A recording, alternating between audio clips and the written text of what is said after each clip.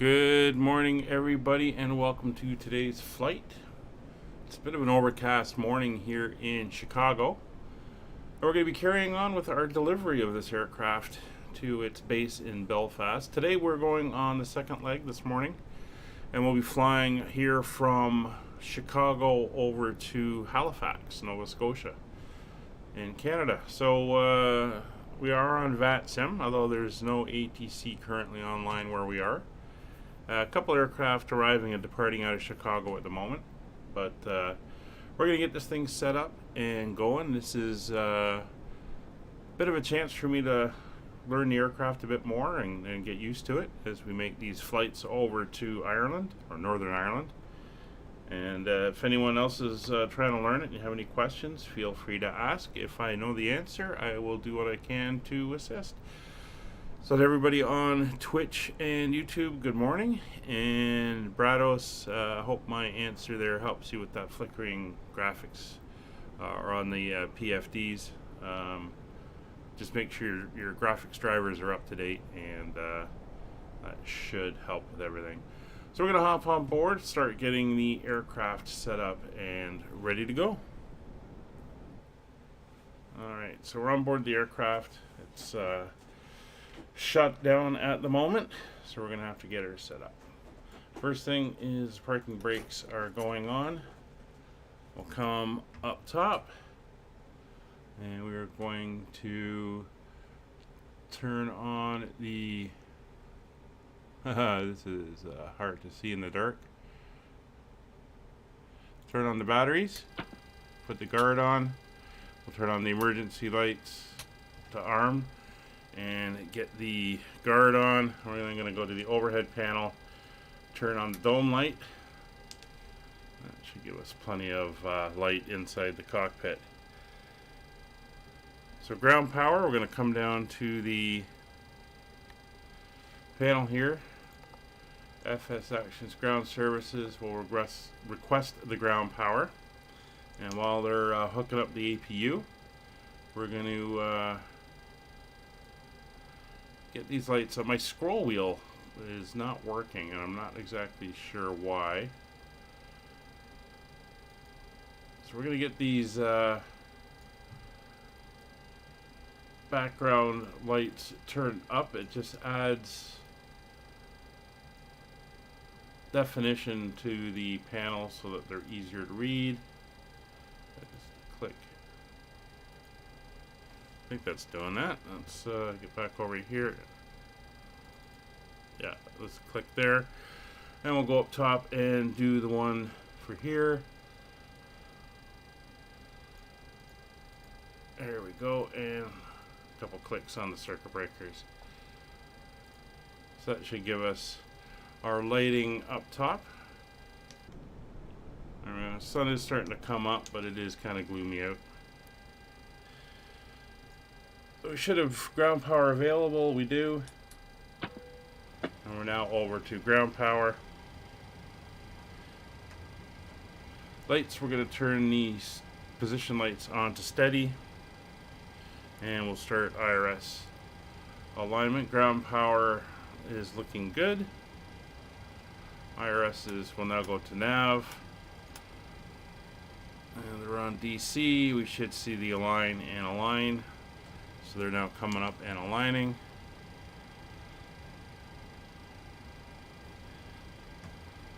Passenger signs. Just going down my checklists here.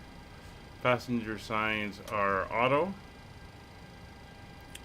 Electric hydraulic pumps are on. Yaw damper on. Window heat, all four, two on each side. The front windows and side windows coming on. Left aft fuel pump is now coming on. And we will start the APU. So to on, and then hold it in the start position, and she clicks back up. So we are flying no passengers and no cargo. This is strictly a ferry flight. So we are a fairly light aircraft.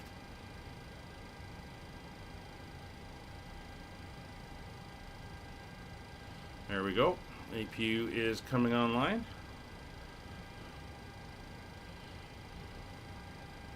Wait for the APU available to come up. And then we'll be able to switch over to the APU generators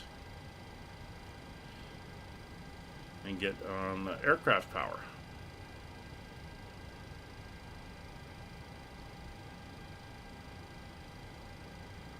There we are. APU generators are available, so we'll put the APU generators on. They've switched over. APU bleed can come on.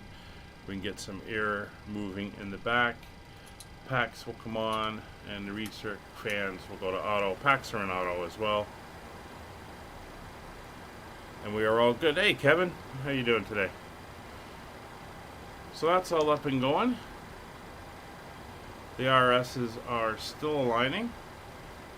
Come up top, we can see the aligns are flashing, which means she's still in process there. So we can come down here now. What I'm going to do is I'm going to go over and put the ground services and stuff in over here. And on this side, we're going to go into the FMC. There. And we'll start setting up the aircraft. So, position initialization. We'll go there. What we can do is come over here. We can grab the information off of one of the GPSs. We'll go back and input that in. So the aircraft now knows where it is. And we can go into our route. So our route today is KORD, which is Chicago's O'Hare Airport. Just grabbing my flight plan so I know what to type in. I'm trying to figure out if what's going on with my scroll wheel here. It's annoying that it stopped working. Doing good. Doing good. It's a nice early morning for me here. Destination today is CYHZ, which is Halifax. And our flight number today is UKV 5556. That entered in. There we go. Go over to the next page. So, our route today is we take off and let's go to our departure. We're departing off runway 10 left this morning. There is no SIDS. And we'll go into the route. We are heading direct out to Ebake.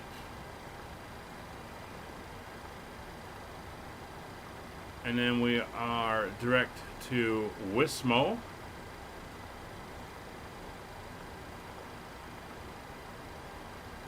And then we are direct to Posts.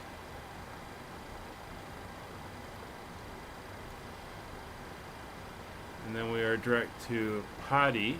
Seems to be a lot of directs on this route. And then we are direct to SVM VOR. The next page. We're then taking an airway. It is the Q951 airway. And we are going to Derlo. DERLO. And from Derlo, we're taking the Quebec 822 airway to Alex, ALLEX. And that is the end of our route.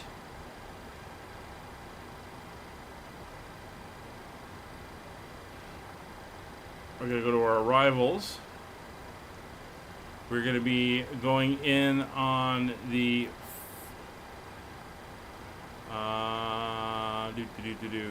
runway 05. So we're going to do the RNAV Zulu 05. And we're going to be landing on the Fundy 5 arrival. And our transition, we put in Alex. Hey, Shark Kitty. And that is our last point. So that is where we come in. Morning, Talia. How are you doing today? And if we look at our transition,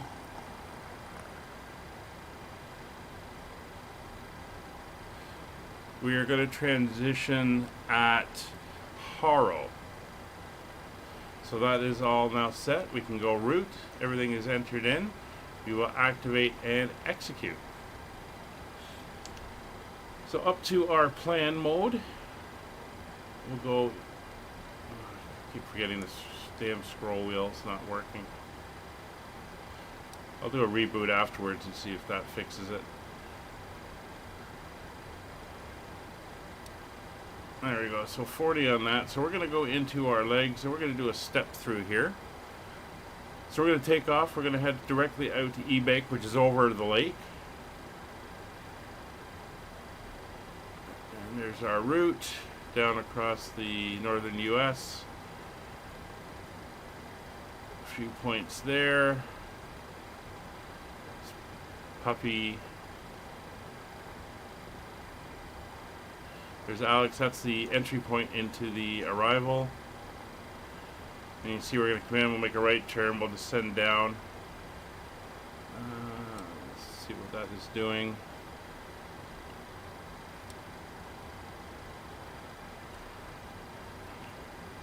Yeah, Oakdas and Harrow.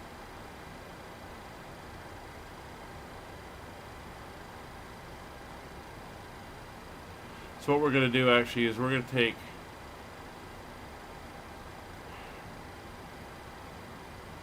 Harrow and put it there. That's better. So that will take us into the entry point, into our initial fix. That's our approach fix. So this is our initial fix. And that takes us on, and then we keep stepping down to the runway. So that is looking good. We'll go back to map mode. Get Roger set up over here. He's already set for 20. That's where we want him. Okay, so that is all looking good. So our routing is in. Yeah, it's a holiday over here. Not that it affects me, but I think it's a holiday in the States as well. It's Labor Day weekend, our last holiday of the summer.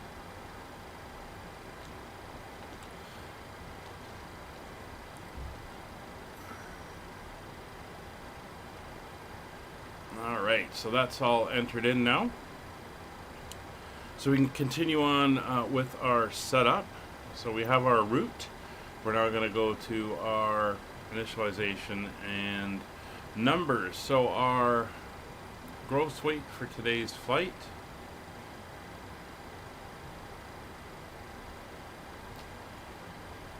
is 49.2.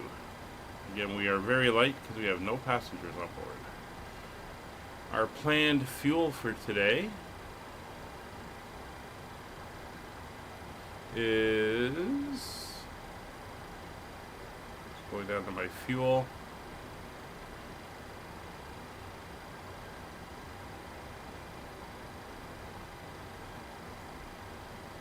$7.7.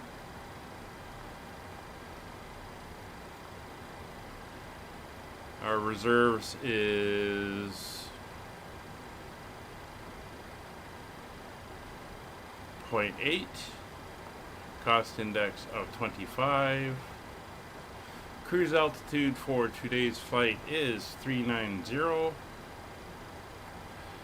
Winds at cruise are 268 at 45. Should get a bit of a tailwind push. Transition altitude 18,000 feet. That is all good. She's going to come over here now. We're going to go return. I'm going to go to fuel, and we're going to put the fuel in. So she's all loaded up. There we go. So our fuel is now on board. And that information all set. So our N1 limits. Over to my performance information. So my cell temp is 44 degrees. We are doing a TO1 derated takeoff. We'll go to our takeoff data. We'll come over here to page 2. Our runway winds are currently 020 at 12.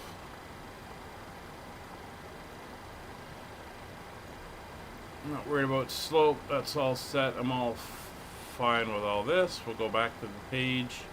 Our center of gravity will be 24.3. It is going to be a flaps 1 takeoff.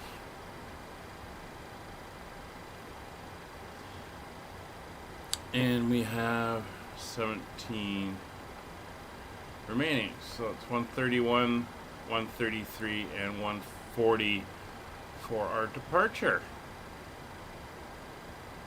So that is all set up now. Yeah, this is our kind of our last kick at summer before we head into the fall. All right, so we're all set there. So clearance, there is still no ATC online in Chicago, so we are clear to do our own thing. That is all good. So our altimeters are 3007.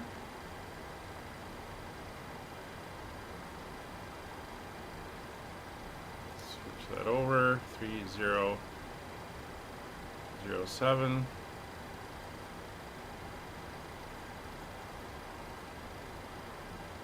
That is set. Transponder I will set to 2000.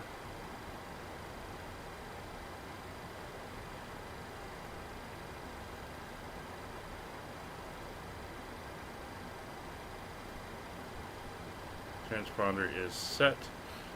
Fueling, loading, and boarding is complete. Takeoff data is set.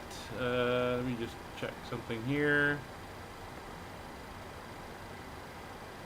Yep.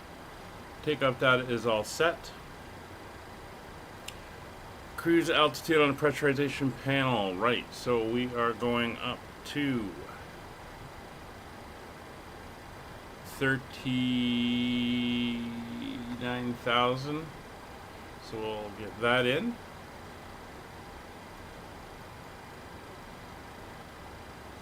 And our landing elevation, we'll set that now, just so we can make sure that is in.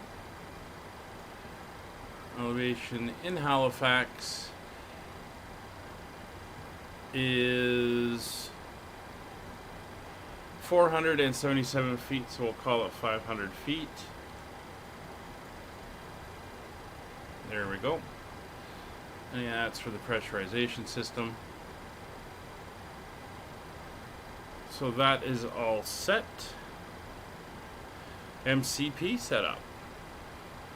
So there is no departure out of Chicago. It's all vectors to waypoints, and there's no ATC. So we'll set our cruise altitude of 39,000 feet.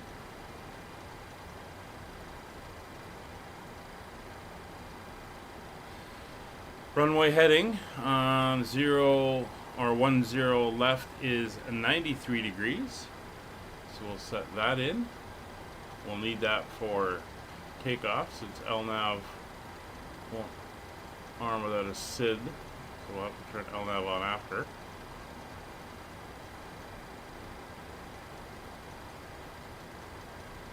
There we go.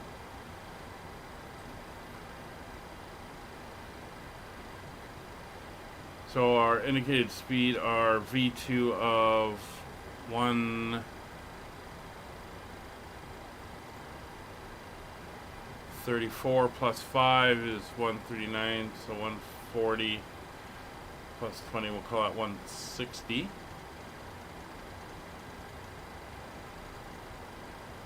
Or do 154 actually, V2 plus 20.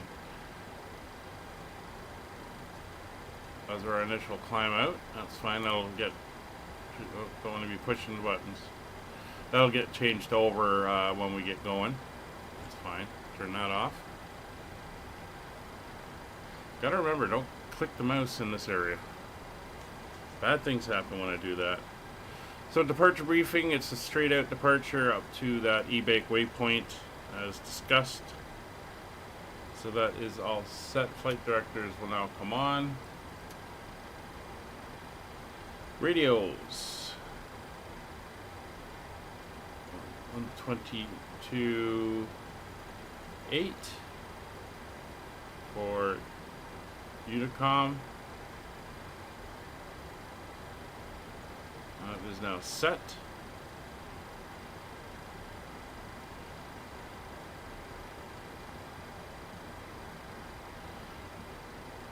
Doors are now closing, and they're going to pull the stairs away.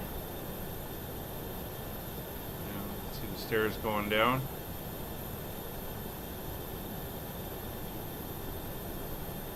We're going to try the airplane's pushback again. We got a taxi line here. We'll see how it handles it. Ground equipment is clear. Chocks are removed. We have push and start clearance since we're here on our own. We'll come up to the lights now. We'll put the anti-collision light on. You can see the beacon is now going, and we are clear behind. There is no traffic. We do have an American Airlines beside. Oh, Kevin, you're flying with us today. I didn't think you were going to be. Nice to see you there.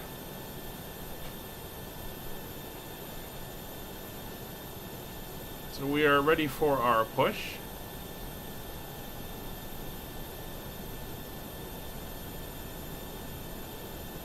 And we are at gate, I think it's C23. I think you're kind of where Scott was at C21. Or, sorry, we're at C25. That's right, we left the space in between. O'Hare area traffic, Skyways 5556, ready for push and start, gate C25. Onto taxi line Charlie facing south. Alright, let's see how this works. Baggage? Oh, are you taking passengers? It's great when you don't have the cargo on board. Alright, so we're going to come over here. We're going to go back and we're going to go to pushback. We're going to do a L turn. We want our nose to go to the left, so we'll be facing south 90 degrees. Distance to taxi line, we'll let it see if it got that estimate correct. We're going to select the tug. And I think we are ready to start. Cockpit to ground. Go ahead. We've been cleared for push and start, tail to the right. Copy that, ready for push, tail right. Release brake, please. X-plane. X-plane 95. Nice. Parking brakes released. Brakes released. Alright, we're up on the overhead. Fuel pumps coming on, including center tanks. I'm not sure if I have fuel in the center tanks. Brakes released, here we go.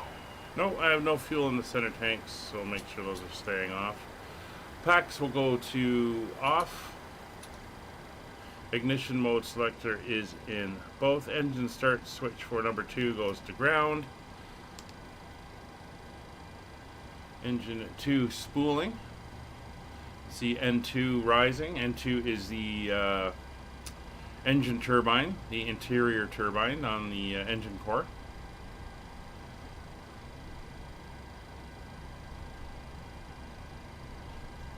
%. We add fuel. See how we're doing on the push.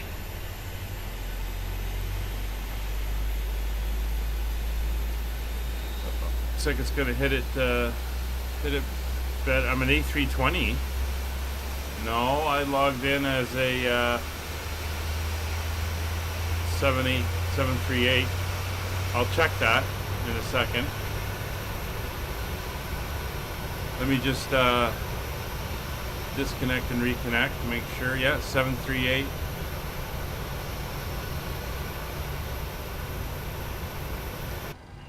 Push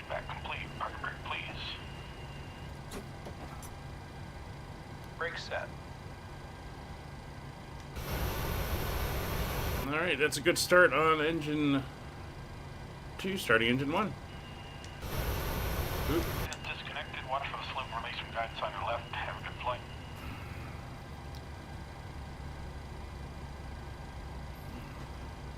Disconnecting.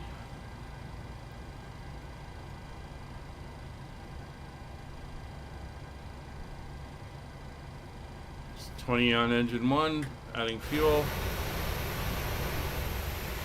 I didn't see the tug drive away, it just disappeared, but we're good there. We're pretty much on the center line.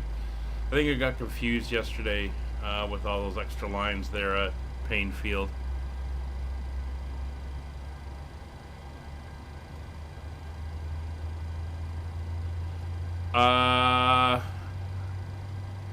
Brados, I don't know. Design? It's, I'd say weight savings, but that can't be it.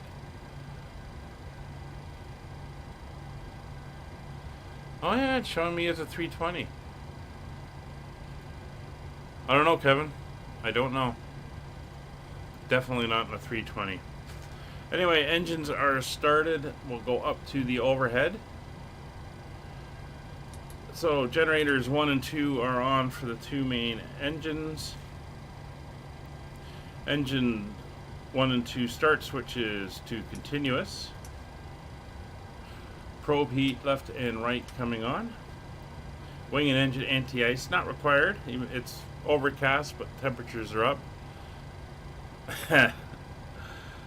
APU engine 1 and 2 bleeds are now on.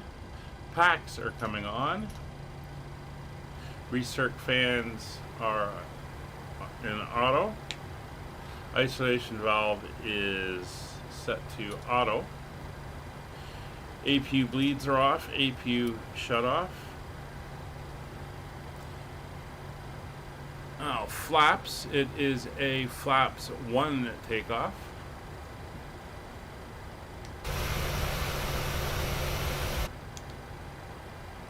Flaps 1.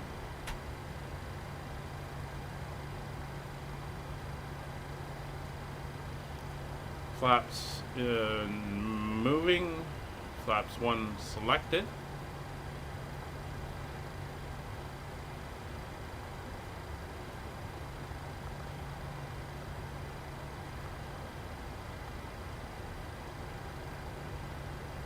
Oh yeah, we gotta remember to put it into FMC mode over there.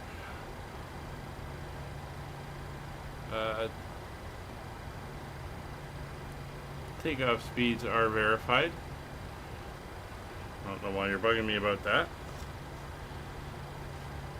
Engine instruments down here to engine screen. Yeah, come on. Engines are all looking good, and we can get that up there. LNAV and VNAV. So it'll be VNAV, level change, and heading select are armed. Auto throttle armed, although it's probably going to change again. Warning recall is clear.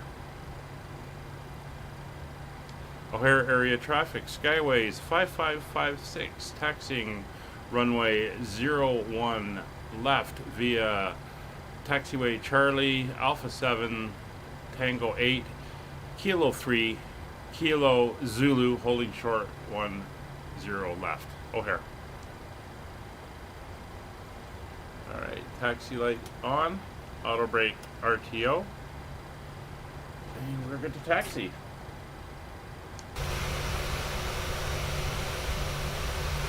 That beautiful Fly 2 livery.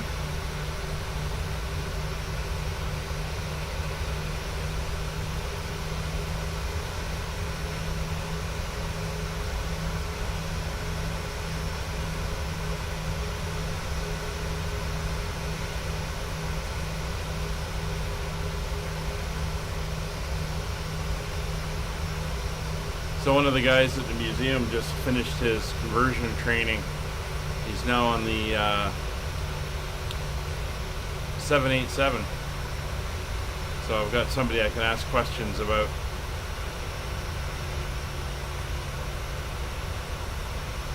Well, at least I'm showing up as an airplane.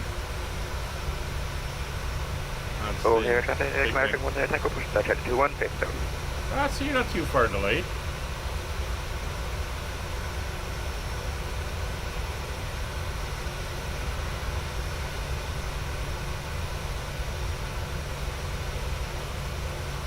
So we're going to come around here, swing around the bottom of the concourse, and then kind of diagonal our way over to Kilo, and then we'll take Kilo down to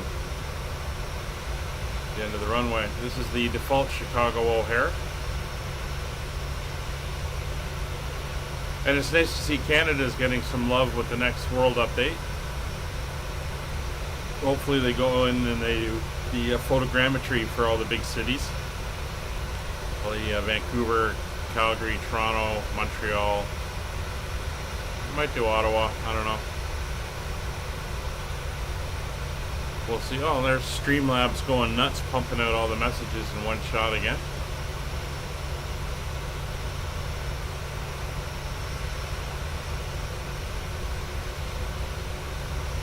There's a few flights inbound. There's American Airlines 2812 coming in. Haven't heard him yet. He's at 6,000 feet. He's flying in from Fort Worth, Texas. Some company traffic for you there, Kevin.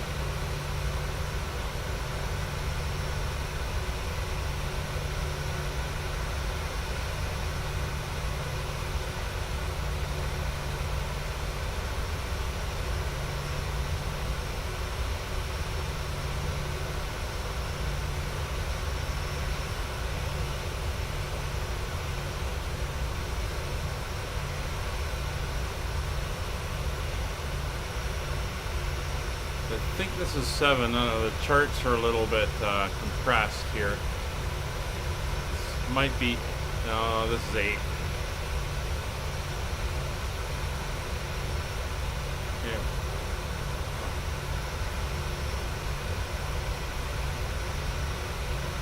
Yeah.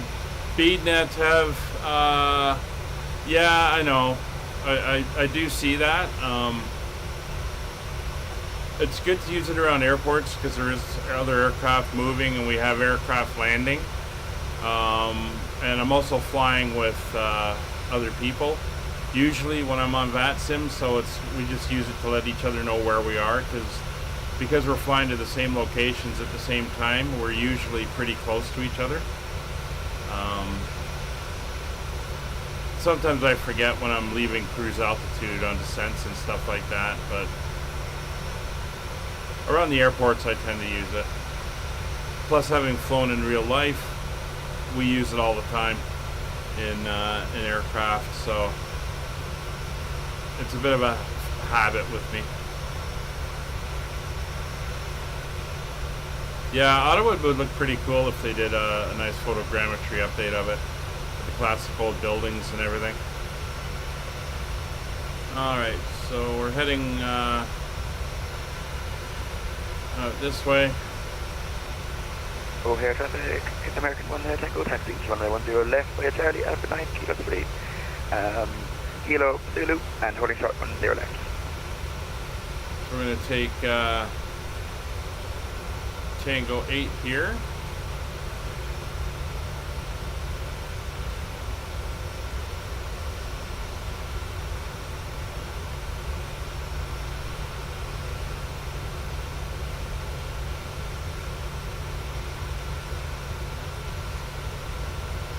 Tango, anyway.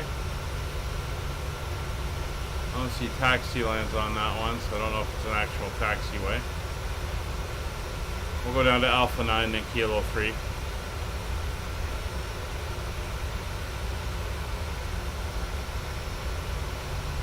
Bit overcast here. It's about a 1,000-foot overcast layer. Halifax is actually like a 500-foot overcast layer, so if that doesn't clear, we could be landing in a pretty foggy day out in Halifax, which is not uncommon.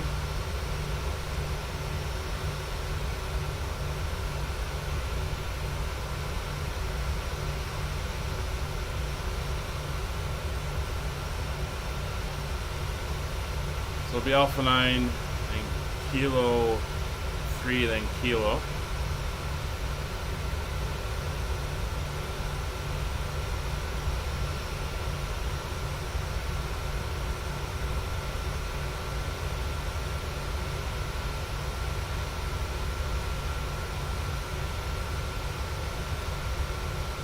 My taxi layout on this, my chart is different than what I'm seeing here on the ground, which is interesting.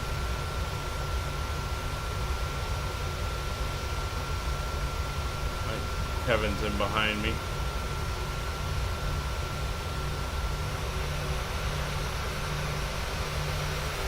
There he is over there.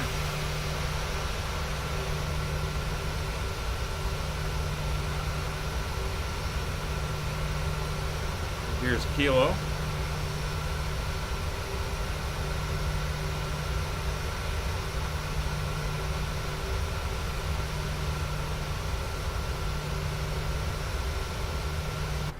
Jump back into the cockpit here.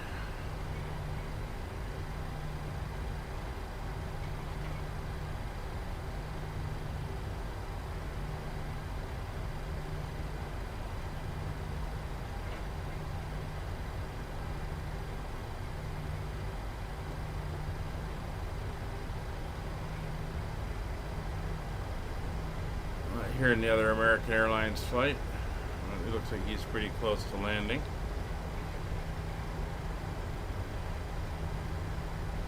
We're going to head all the way down to Zulu, which is the far end.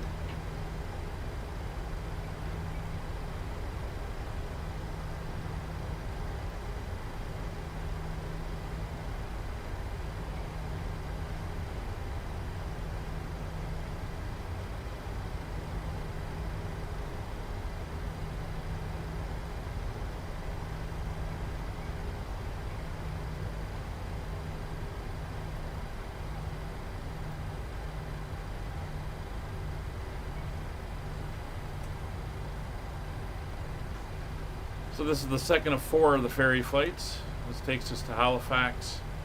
I think Tuesday night, it's looking like we'll do leg 3, which will be Halifax to Keflavik in Iceland. I think we'll go Keflavik instead of Reykjavik. We'll see. And then from there we go from Iceland down to Belfast. Probably Thursday night. There's Zulu coming up. There's the landing aircraft coming in out of the clouds.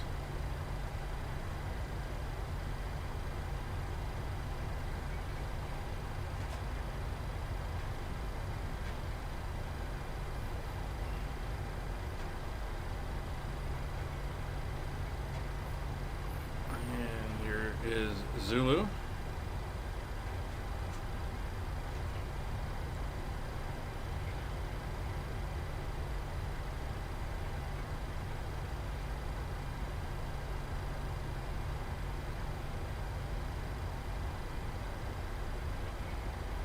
Don't know what runway he's landing on. Looks like he's going into 10 center. A little bit of a lag there.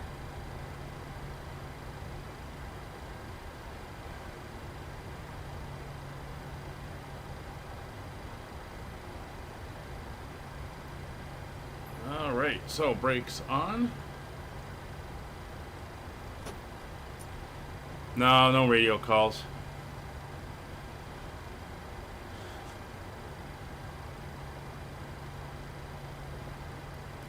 So fuel flow is looking good. V speeds are set.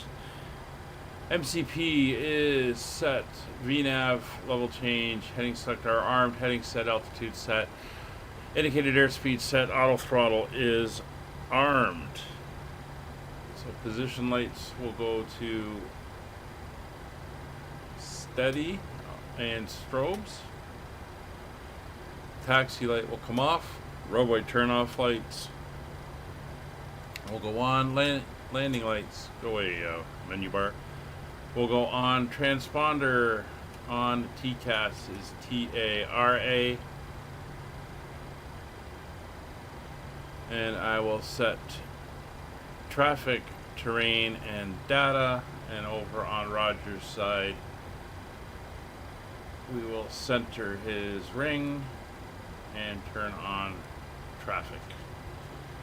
So that is set.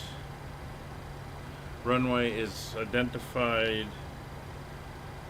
And clocks. O'Hare area traffic Skyways 5556 taking position, runway 10 left. Alright, brakes released.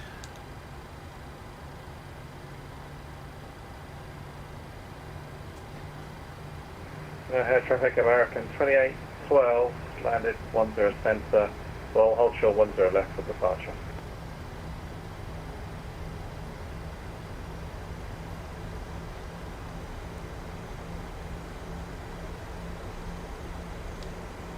Yeah, American, you can cross 10 left. I'm going to be another minute. Okay, thanks. We'll do that now. Hold short line is back a fair bit, so that'll give him time to cross over. He's down there somewhere. Just make out his lights.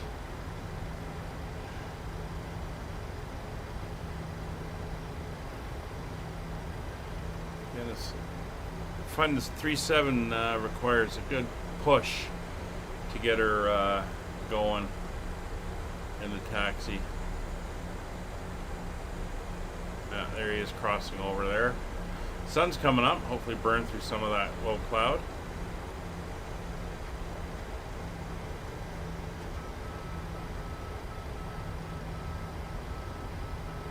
And O'Hare American 2812, we're clear 10 left.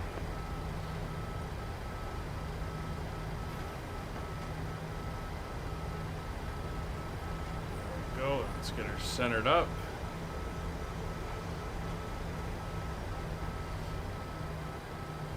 And we are good. So runway is identified, 10 left. We'll start the clock. Engine's up to 40%.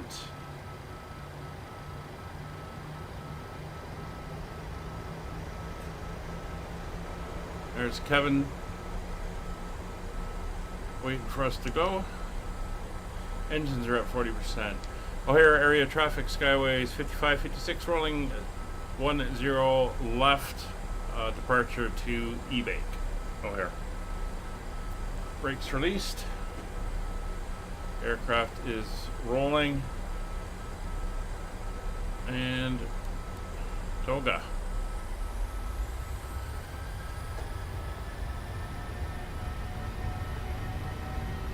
Airspeed alive. Check. 3 knots. Check.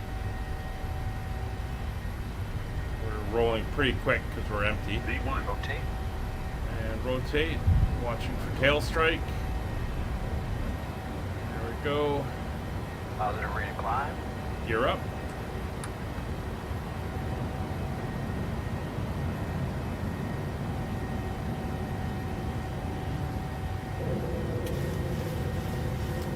Through 1,000 feet. Command A autopilot on. LNAV armed. O'Hare traffic American 1 Tango, take position runway 10 left. There we are turning onto our heading.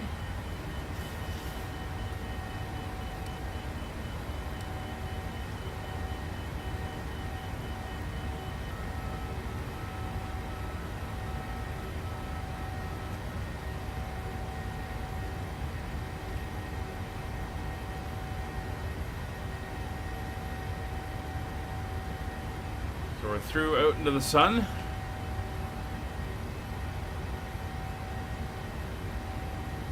Nose is coming down for acceleration.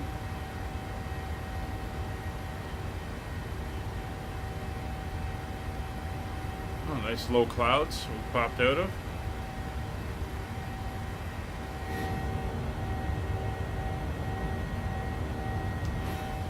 Very nice. Alright, we're through 200 knots. Flaps up. Speed checked. Flaps coming up.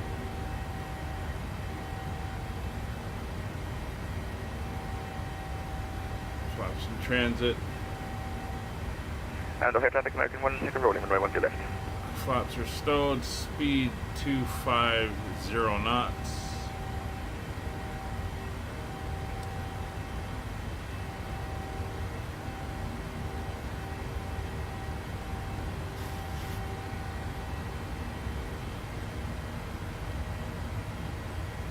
Still no ATC through to the other end of Lake Ontario, so should be pretty quiet at the moment.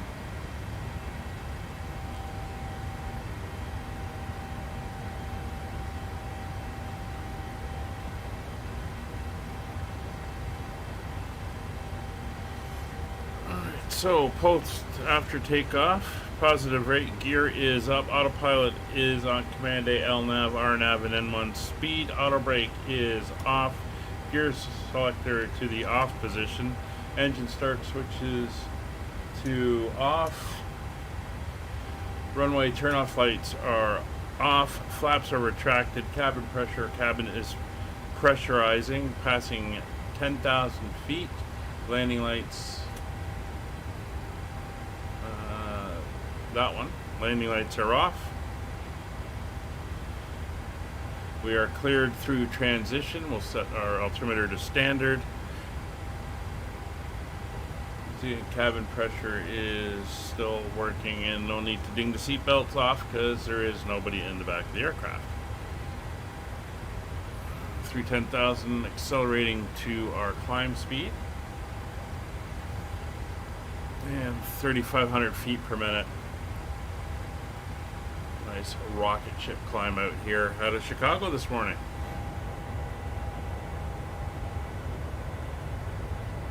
There's that cloud layer we went through.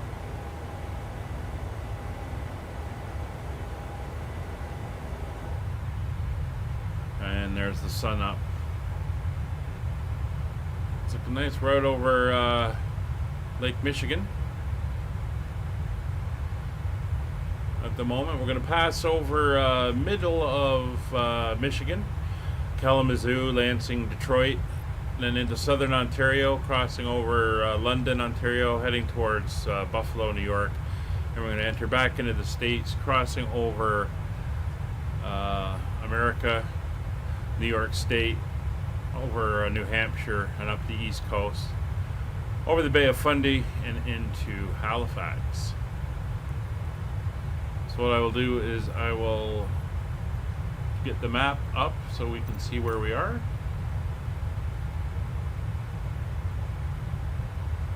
Let's see if we can get it nicely positioned.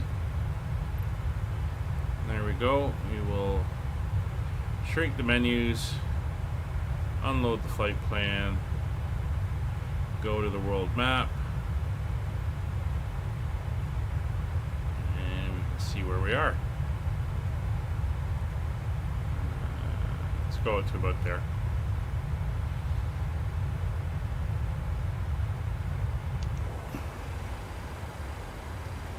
Luckily, we had a service crew on the aircraft overnight, and they have updated the in-flight entertainment.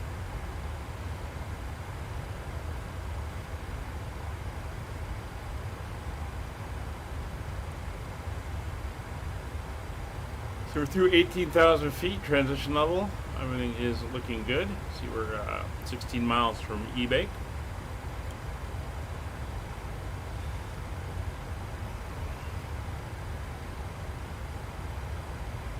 A couple of American Airlines flights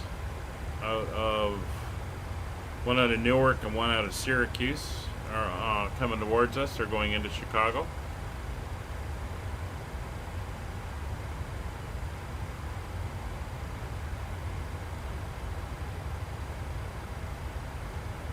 But I'm liking this airplane.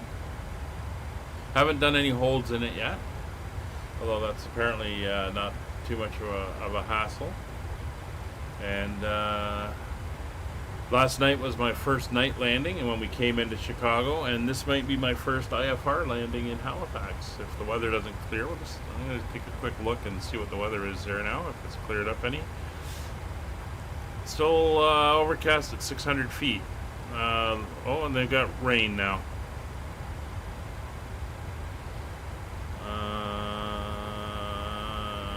Yeah.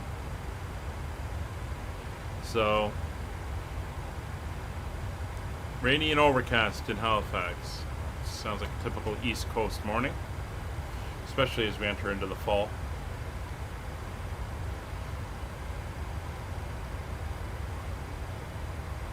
So today's flight is, just looking at my block times here.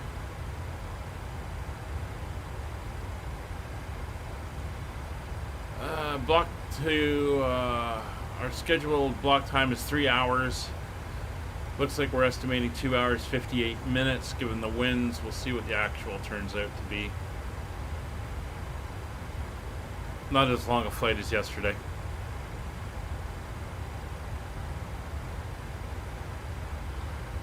So you break out the thermos here.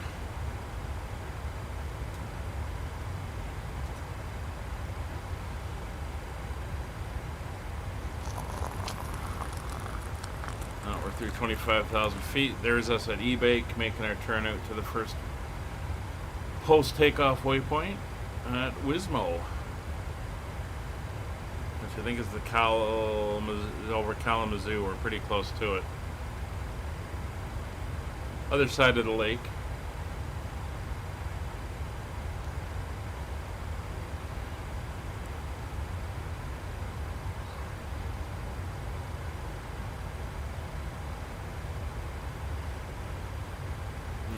Winds aren't too bad, only 10 knots up here.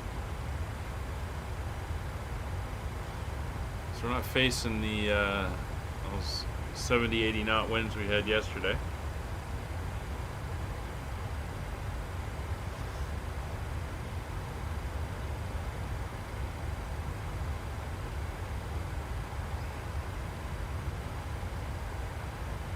So Kevin, have you looked into how Autoland works? Is it, if you activate both autopilots, is it just now you're in Autoland? I'm assuming that as long as the runway's like a Cat 3. Or is there anything else you have to do? Like, do you put the minima at 0, or how does that work? Do you know?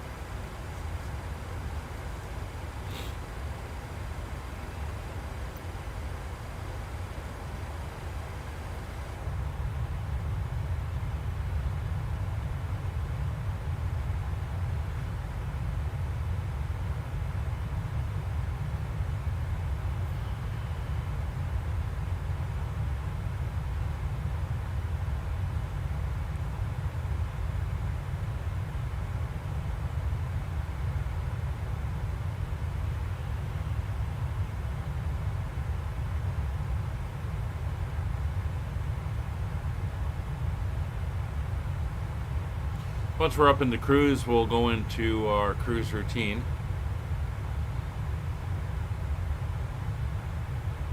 Which for me will include going and making some breakfast. Get the in-flight up and running, the entertainment.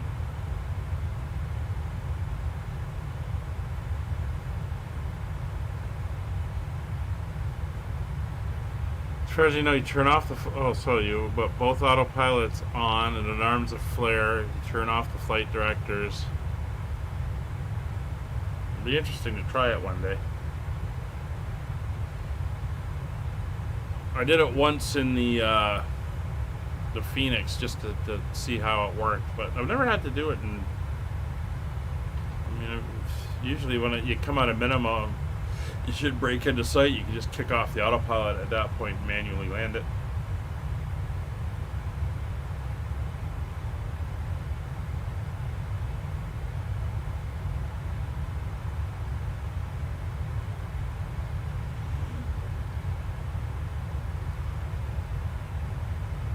.737.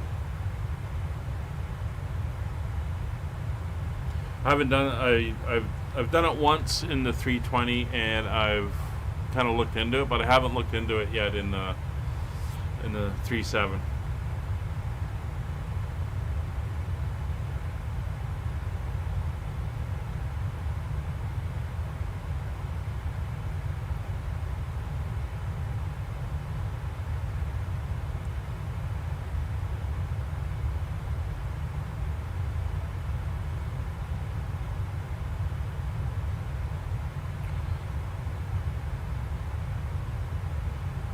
Coming up to the great state of Michigan.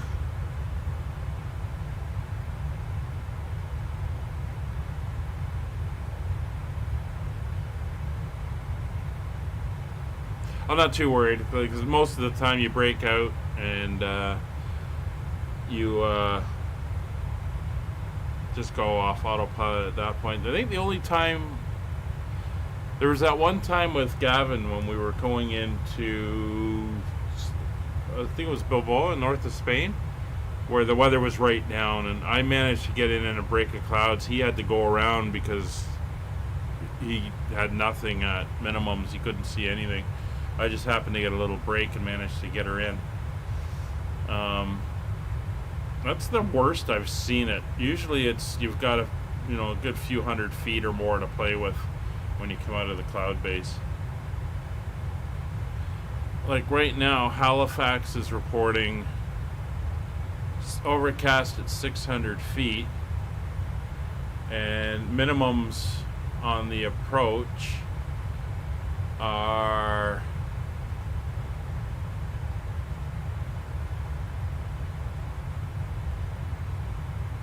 200 feet, so that's 400 foot. I mean, that's with half mile.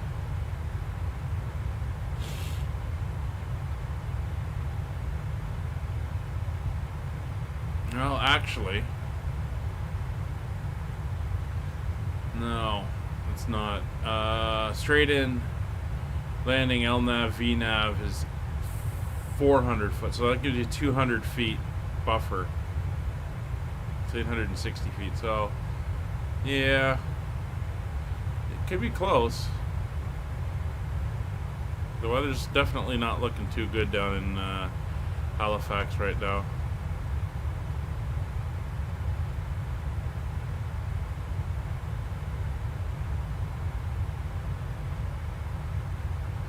So you fly the Tolus with failures on? I know Kevin said he's flying the 37 with failures on. And I know Gavin flies the 320 with light failures or minor failures on. I've got them turned off. I just don't want to be bothered with that stuff.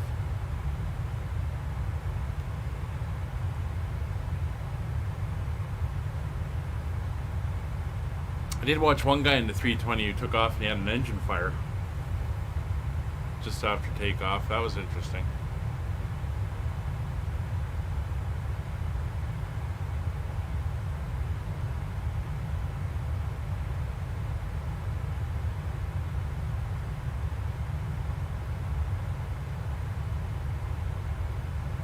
I think one of the best ones I had and one of my most interesting VATSim experiences is I flew from Toronto to Halifax, and I arrived just before or just after dawn.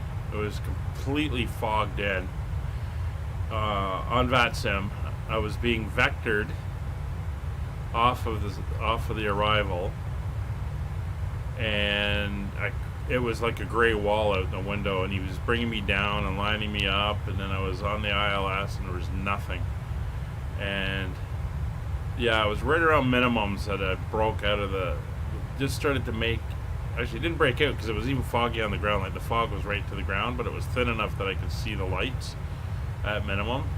God, talk about pucker factor and sweating the landing on that one.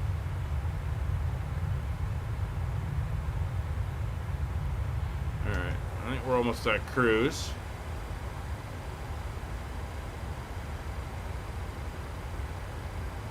There we go. 390 in the cruise. Alright, so I'm going to boost my range here to 160 miles. We're on in the back for Roger, and everything is looking good. So what we'll do is we'll set up for the in-flight. I'm going to go off mic. I'll be around in the chat, but I'm going to go make some breakfast now. It's early for me. And we will catch up with you in the chat, and then I'll be back on the mic about 100 miles or so up from top of descent. We can go through the briefings and get everything set up. Right now it's saying top of descent is in 842 miles, so 740 miles. We will be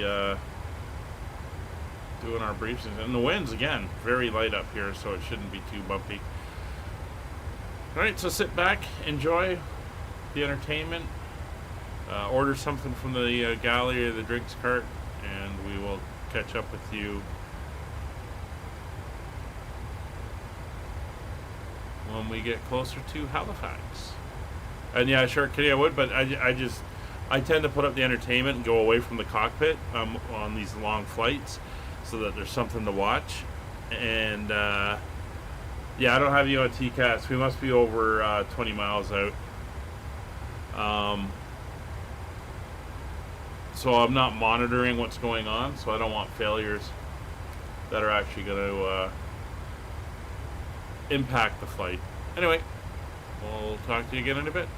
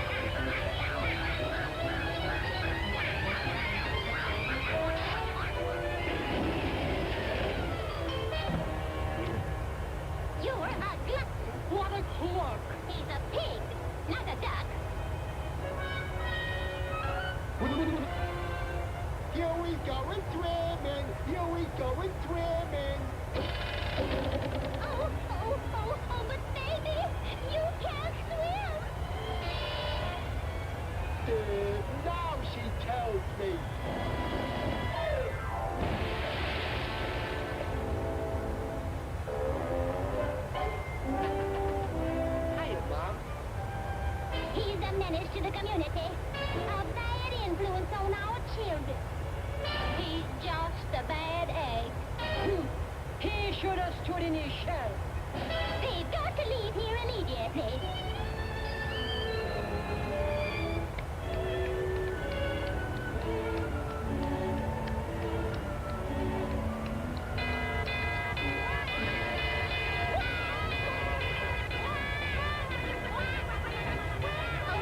Oh, heavens to Desi! It's that awful fox!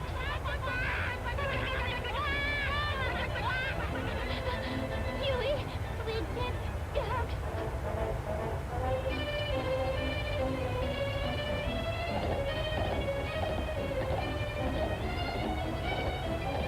Hello? Help somebody! The fox is killing my child! Oh, you want to play with me? Now I got you.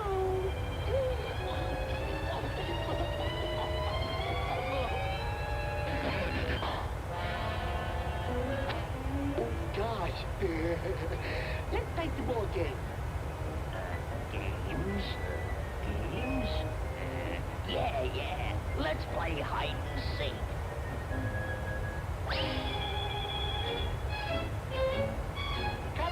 Come on, wherever you are.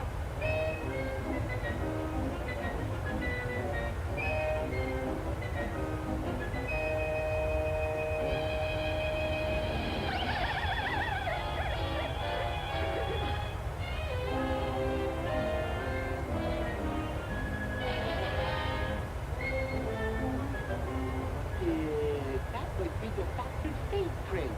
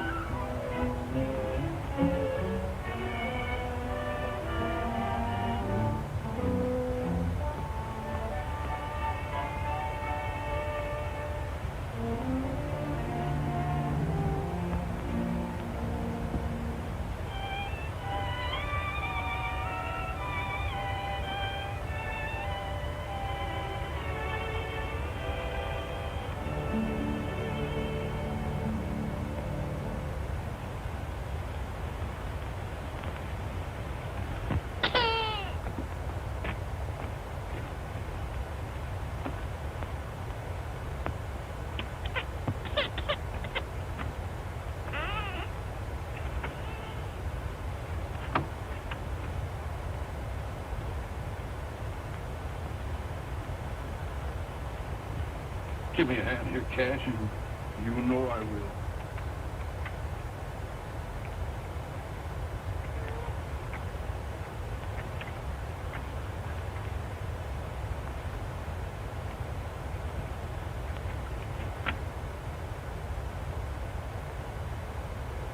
You want a little cuss? Appears to me we'll be splitting our grub stake 3 ways from now on, Cash. Yeah, I reckon so.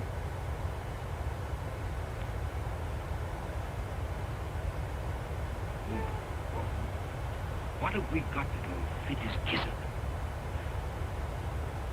He can't go guilty. Or you don't know nothing. There's oatmeal gruel and a mite of bacon grease will see him through. Come on, partner.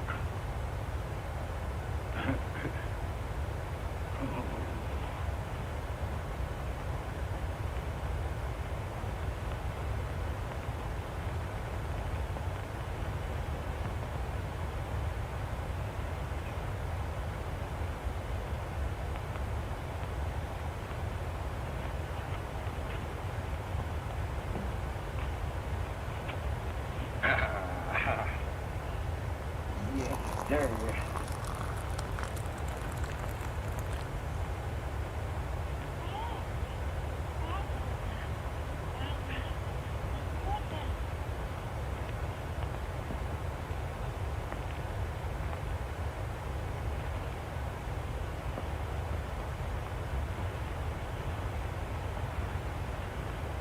Give me a hand here with the boy, Cash. You know I will.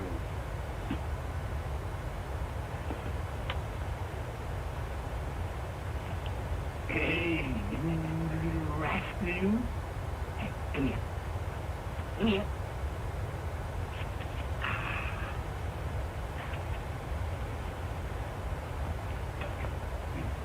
You're going to get your shirt on now, you know? That's right. Put a little cut in here. It sure is. Yeah. Looks just like me.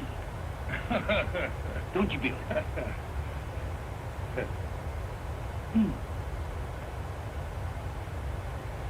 Hey, hey. Bill. Bill sure does love Winter.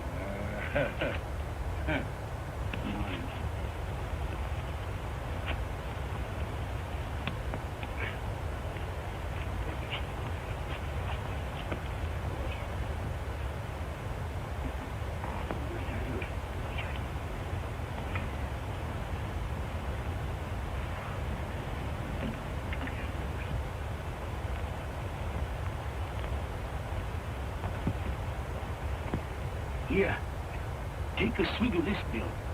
And put hair on your chest. Don't be giving that maverick poison. And don't be calling him Bill.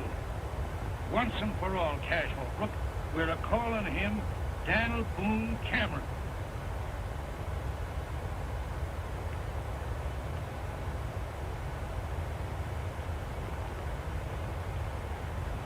And once and for all, Jeff Cameron, we're a-calling him Buffalo Bill Holbrook. I've put up with your bullheadedness about long enough. Bullheadedness? Me? Why, you hammer-headed old mule. You're as stubborn about branding that yearling as you are about wanting to settle down here at this measly water. Water means a grub stake in this country, Cash. We're staying right here. No. Me ain't. You are. Grub stake just about as far as you can see. I'm heading west till I hit grazing land. I've put up with your stubbornness ever since we started out, Jeff. Now I'm done with it.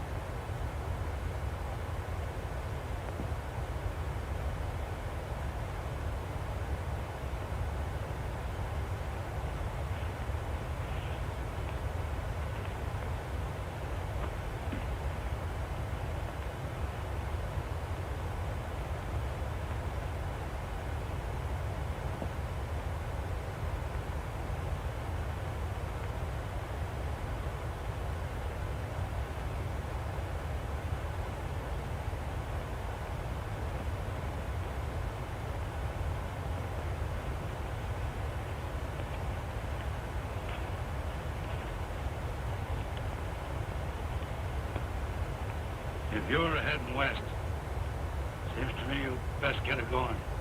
Now then, contact Dan.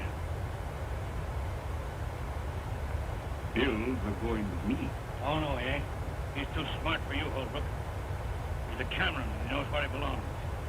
He's a bit young to know what a pig-headed old hyena you are, Cameron. But I'll learn him. You wouldn't love Dan, would you, Cameron?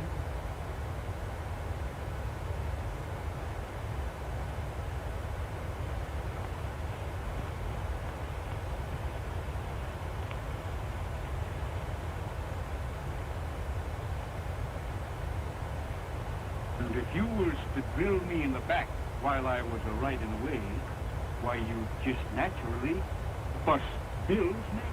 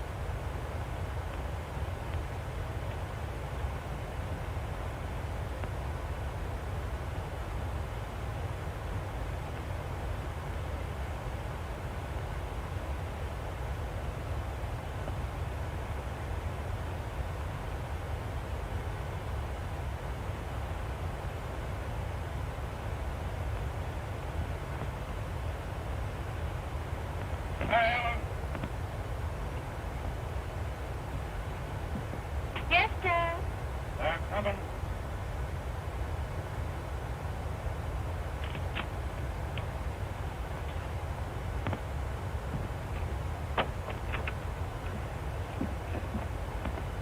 Watch your ear to the ground.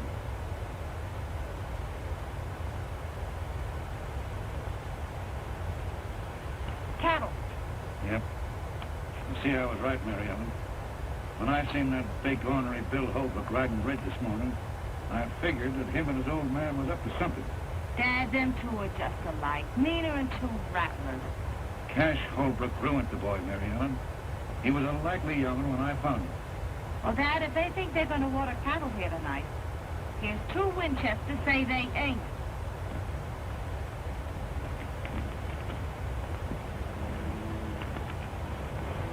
I reckon they ought to turn the herd toward the gap here, Mr. Holbrook.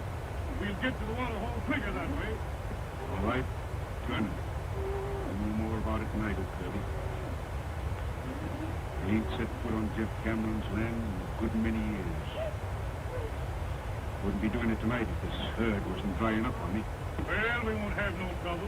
Ain't nobody at the water hole but old Cameron and his daughter. I don't care if there's 50 of them. Cameron ain't keeping me away from that water no longer. Come along.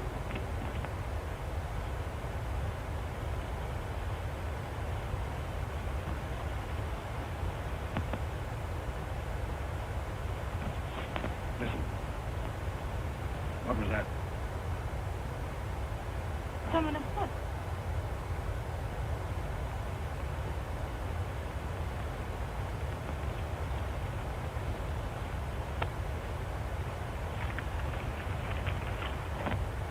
There we are.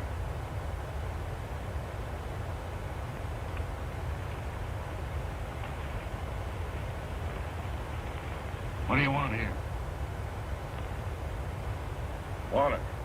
I can use some. My name's Rance Brett. Had to shoot my horse today, prairie dog hole. This is the first water I've seen since. I don't know this country. You don't know Cash Holbrook neither, I suppose.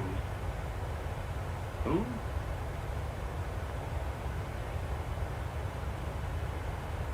Go ahead, fill up. Thanks, mister.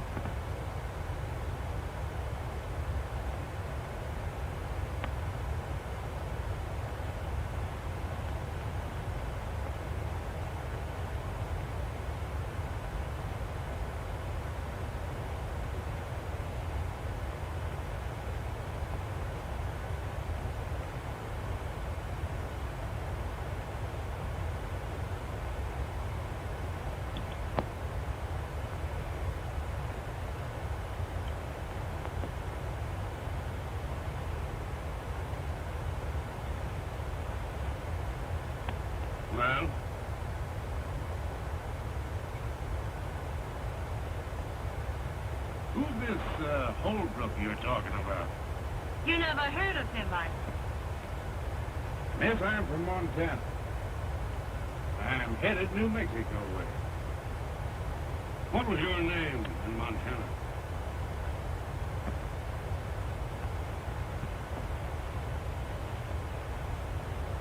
Brett. Same as here. I'm headed New Mexico. At least I was. But I had a horse.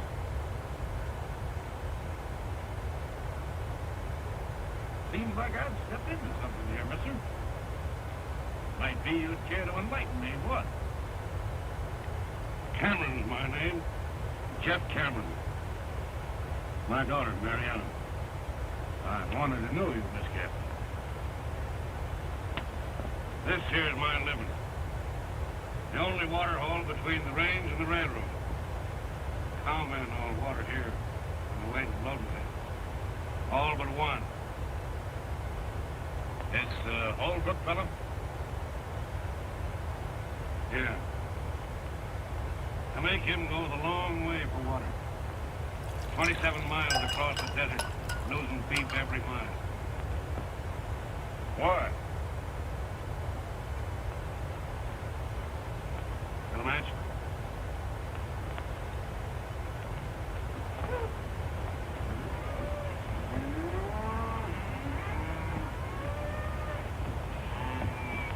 When they smell that water, they're going bid for election. Fire and brimstone won't stop them. Neither will Jeff Cameron. I got married and settled down here. He kept on persecuting me. Well, it wasn't a month after her ma died. He tried to stampede me into cellar. It began right here, and it's liable to end right here, tonight. Meaning what? Meaning this. Miss, do you aim to take a hand? I do if the Holbrook crosses our line. Well, the odds ain't with it. Perhaps it'd even them up a little if I might offer to throw in with you folks. Thanks, just the same. Well, put it this way. Maybe I could work it out around here long enough to get me a horse. Starting tonight.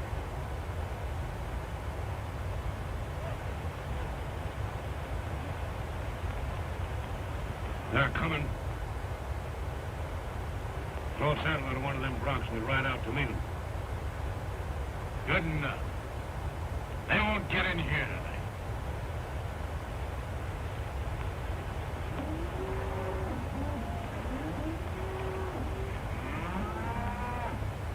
They're getting mighty uneasy. Liable to start any minute now.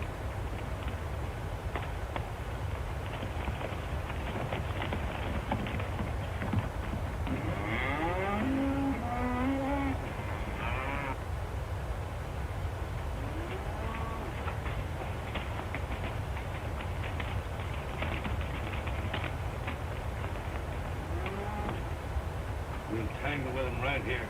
Mariana, you get behind them rocks. Brett, you hold down the other side of that wash. I'll stay here.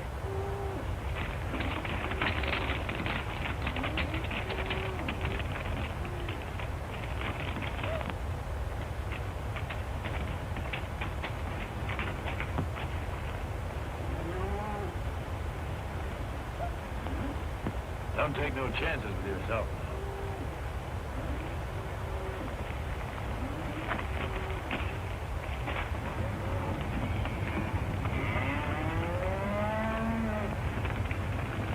There they go!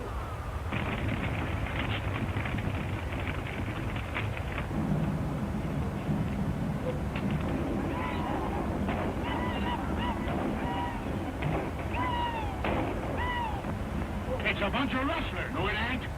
Cameron's got men a-helping. They're stampeding the herd away from the water hole.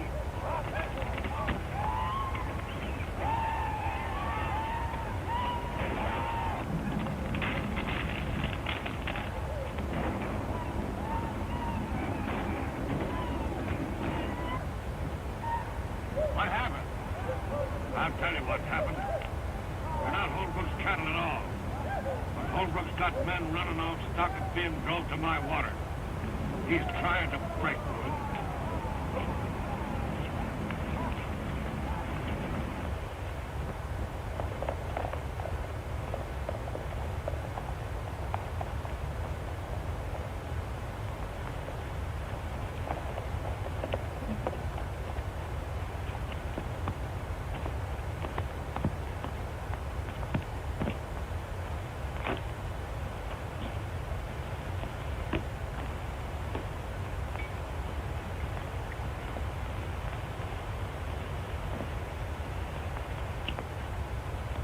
Well, it might have been worse.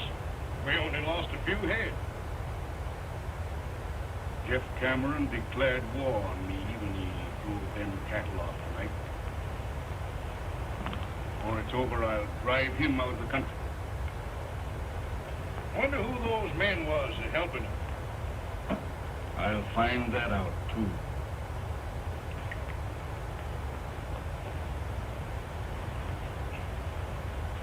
When I do, take it easy.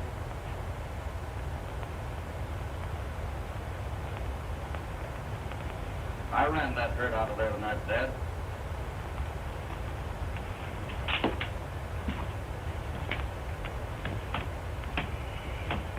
You ran that herd off.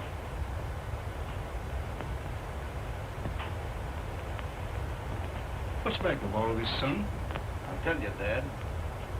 I ran those cattle off to keep you and Jeff Cameron from killing each other. And who appointed you to be my guardian angel? You and Jeff split over me, Dad. Tonight when I learned you was going to tangle, I had to stop it. Yeah. And make a fool out of me right in front of him to say nothing of the cattle lost. Dad, you and Jeff have shared your last flapjack once. Since then, you've wasted all those years hating each other. But it's not too late. I've got something to show you.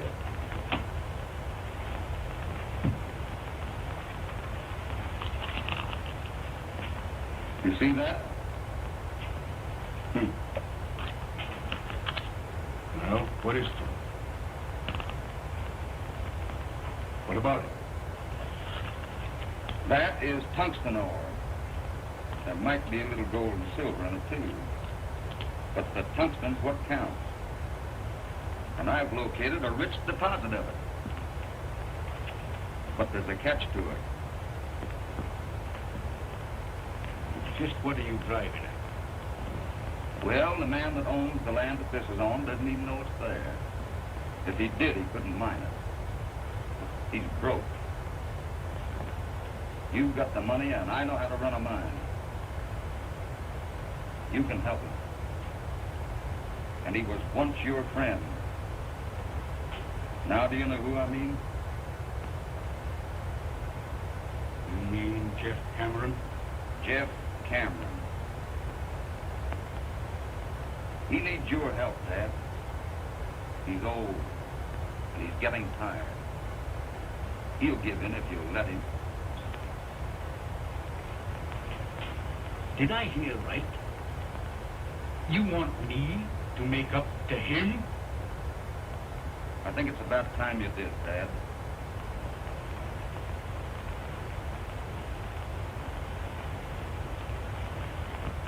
I raised you single-handed and alone.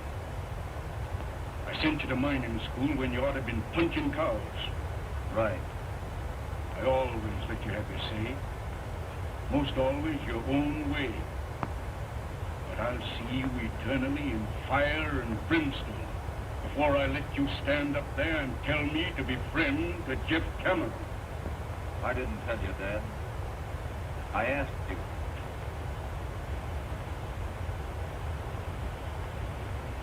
Man sure gets punishment for his mistakes. When I picked you up on the desert and made mine, I don't know what kind of blood you got in you. But I know it ain't my kind. I'll say goodnight to you on that. And when I get up in the morning, I don't think you better be here.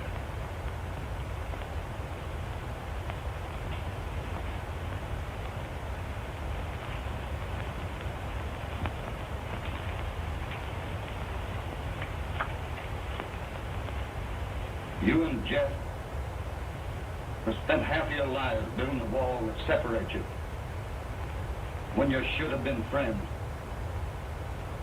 But someday, I'll break it down. Goodbye, Dad.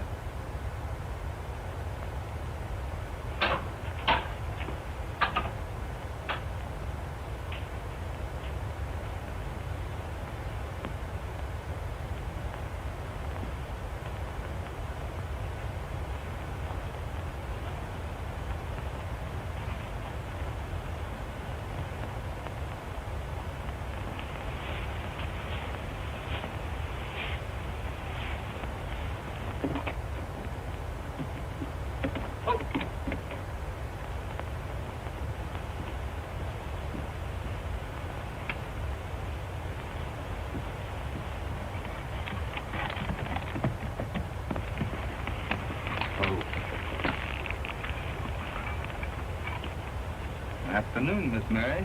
You stay where you are, Bill Holbrook.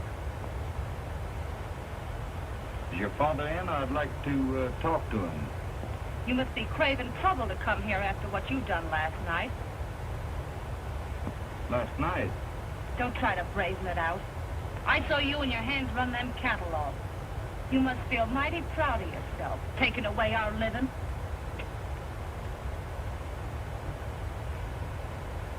You'll excuse me now. I'll go in and talk to your father. You'll not set foot on our land.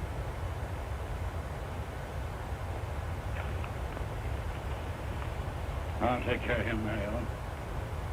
You ride over and get a hold of Rance Brett. He's stringing new wire up at the gap.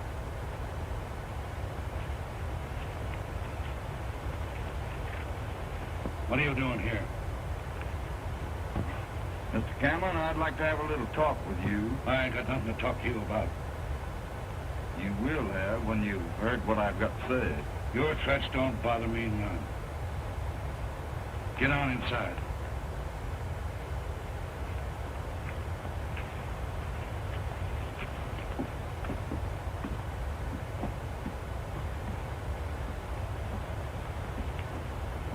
Now then, who you're talking to, talk mighty careful.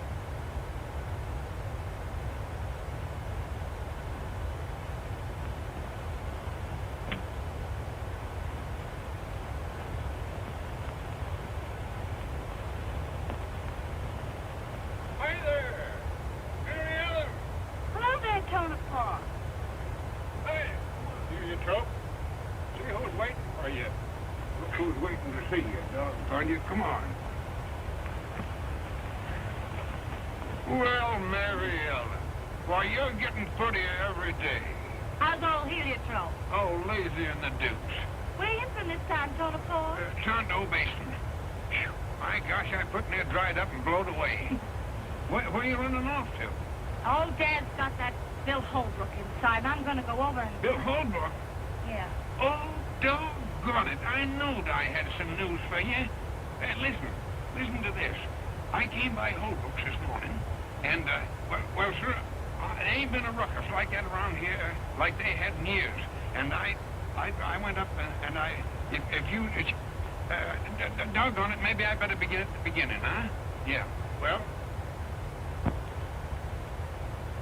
On my land, it takes my water to mine it. That's right. Well, made out alone a good many years. I ain't taking a Holbrook for a partner just yet. If you can borrow money at the bank to mine this stuff, so can I. Yes, you can, Jeff. Say, how come you have to borrow money?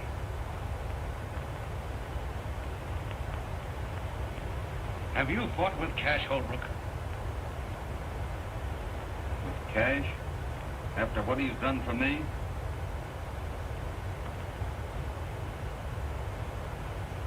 No, but he's fought with you. Ain't that it? I know it. Cash wouldn't have no truck with me. No more than I would with him. But he's on the outs with you over that. Jeff, Cash thinks he's right in hating you. Just the same as you think you're right in hating him. But you're both dead wrong. I've told him that. Now I'm telling you. And someday I'll make you both believe it. Never. Don't you try it. I'll never stop. Might as well. That stuff can lay on the ground till Judgment Day, before I have dealings with the Holbrook. Well, that's what I am. Hold on. By the eternal you ain't. You're a Cameron, by rights.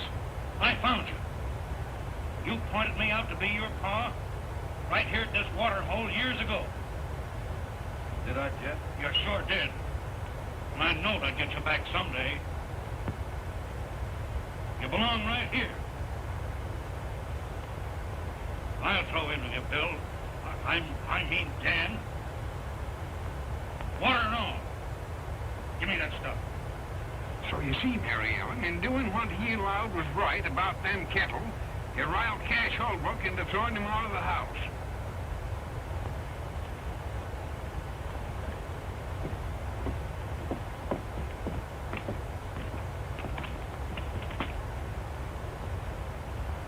Well, I've got to be in town a few days, but we'll break ground in about a week. When Cash Holbrook hears about this, he'll have to be hog-tied.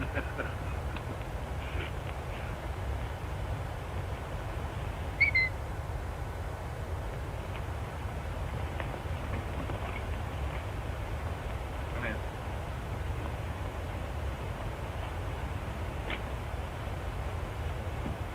See you in about a week. Good luck. Well, Jeff, doggone you, I'm glad to see you. How be you? Oh, Tonopah. Say, Bill Holbrook was over here, and you and him seem to be kind of friendly, don't Yeah, you? you bet we're friendly. Yeah. Well, say, did you hear about what happened between he and Cash? Yes. Yeah, they had an awful rumpus. Yes. Cash throwed his own boy out of the house. His own boy, mind you. What do you mean? What? What do you mean his own boy? What? He's my boy. Why, how could you, He's my boy now.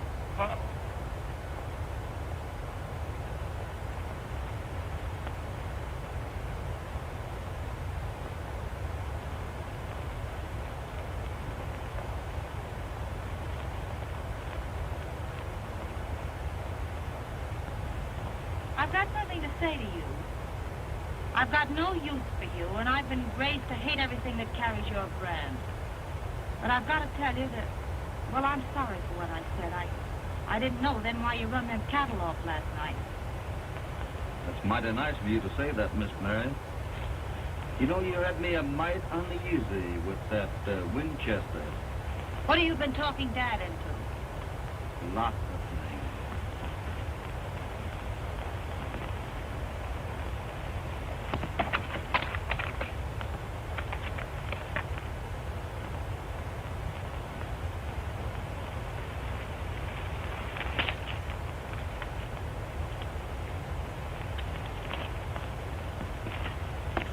So you see, you and your dad will have more money than you'll ever need. You can have all the things you've always wanted.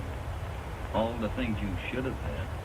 Oh, it doesn't seem possible anything so wonderful could happen to us. It's always been out there. But I'm glad I was the one that found it for you. You know, the desert's taken so much out of Dad. Gee, it doesn't seem possible it's enough to pay it all back. I'm happier for him even than I am for me. Mary Ellen, Look out there across the desert. As far as you can see, way off there in the distance, you see those big lonesome tentacles?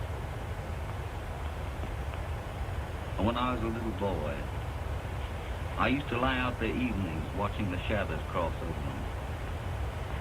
I used to imagine there were all sorts of things.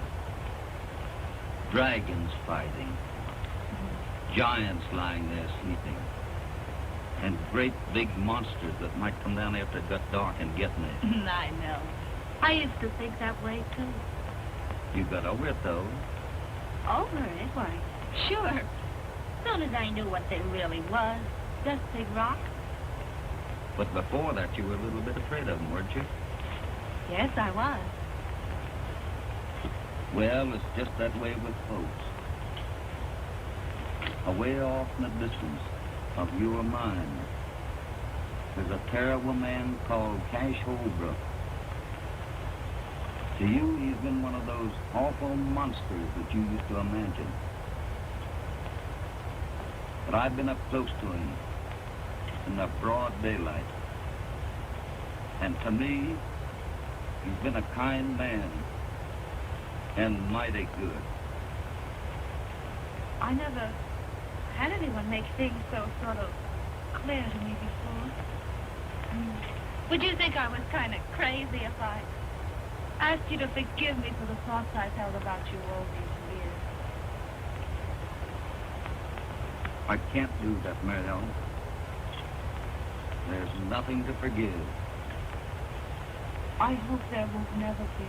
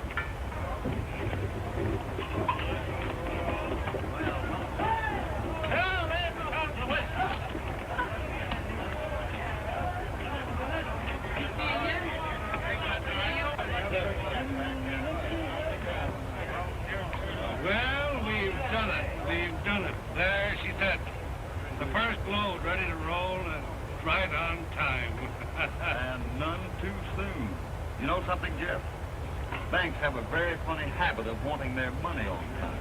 And they'll get their wish tomorrow. And from then on, those wagons will keep right on rolling. And the mine will pay its way.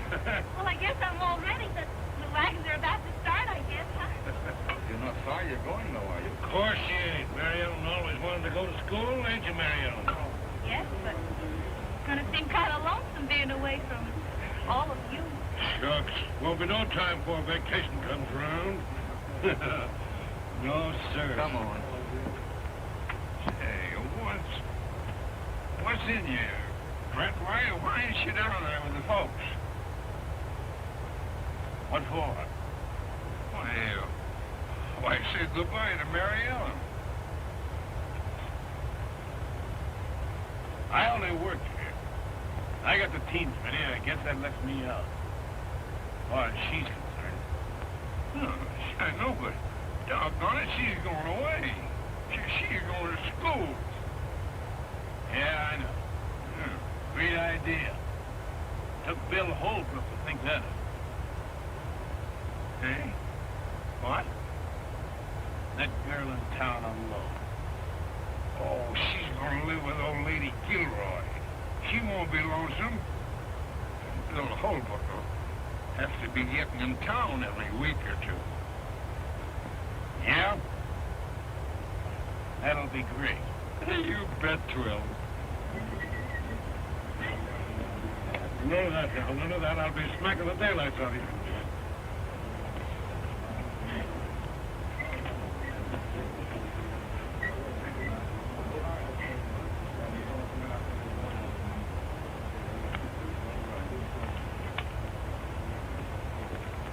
Copy there, Clarkson. I'm gonna launch this here P-rate right. I'm gonna bust a bottle of the real old corn right on our nose. Come on.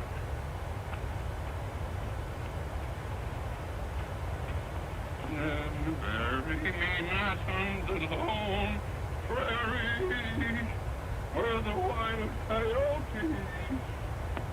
Oh, Red.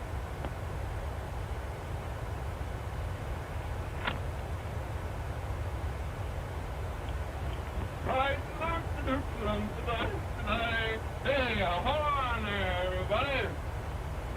Listen. When they launch a Stone at Christmas, same as when they christen a ship, they launch a Holy Stone, you understand? Well, same as your christening a mine. Now, that's that. Now, I'm gonna christen oh, doggone you, I like Christmas.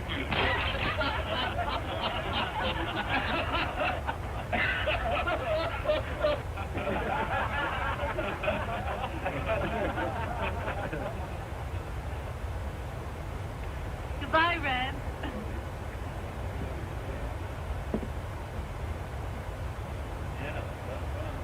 Why, what's the matter? Nothing. All ready, boss. All right, let her go. Goodbye, Mary Ellen. Goodbye, Bill. You'll come to see me soon, won't you, Bill? What do you think? Goodbye. Goodbye. Oh, good.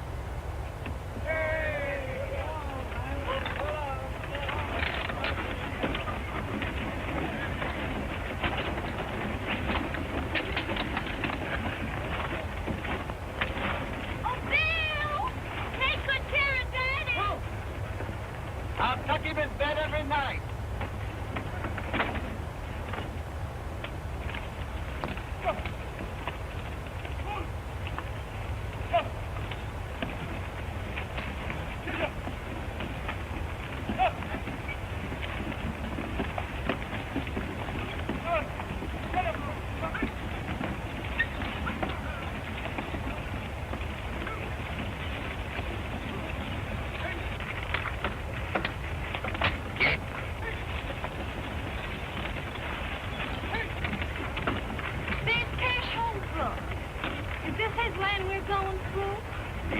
Both sides of us, from here to the canyon.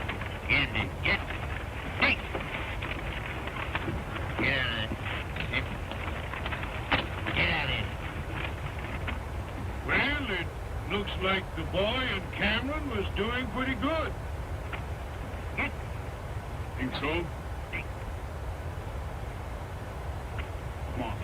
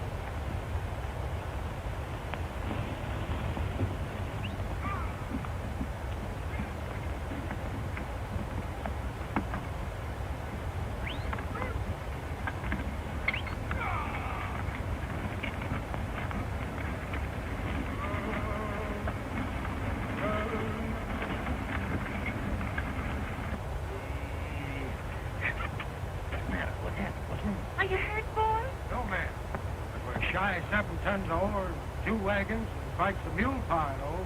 Where'd they get to? Who won? We was kind of busy. We didn't stop to ask. But don't be squabbling about that. We want to get Mary Ellen out of here. Come on, fella, hop on. Let's get out of here. Come on. Well, roll on into town. I'll beat it back to the mine and tell Bill. Hey!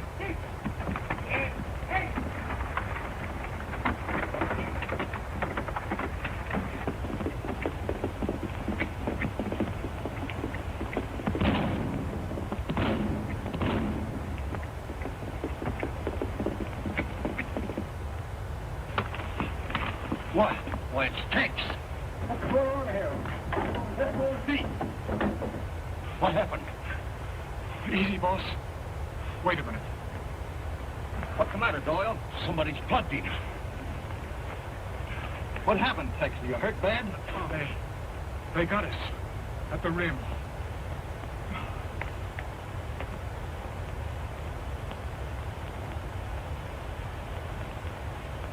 Are you sure she's all right? Yes, got through. In town by now. Boys, get him into my house, quick. Doyle, get both your shifts out. We're going to start loading. Brett, I've got to have 2 wagons and a tank. Get them mules on. Okay. And listen, $1,000 for the shift that gets their wagons loaded first. Hooray! 11 more, Charlie. 11 more. 7 foot. Break out some torches. You see anything of Cash Holden? Yeah. Past him. Some of his men. Crossing his is north 160. I know it.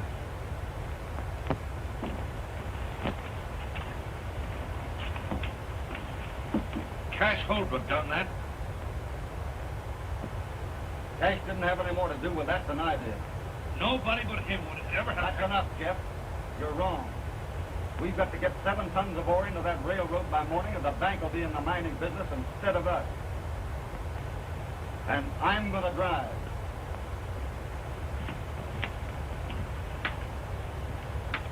You hurt bad, Charlie? Just creased a little, Bill. Oh, you'll be all right. Take it easy, boy.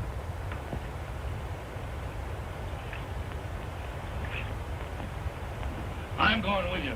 If Cash Holbrook thinks he can get away with anything like this, I'd... You're going to stay right here on the job. And I'll tell you something else. I'm going through. Nobody's going to stop me. Do you understand that? Nobody.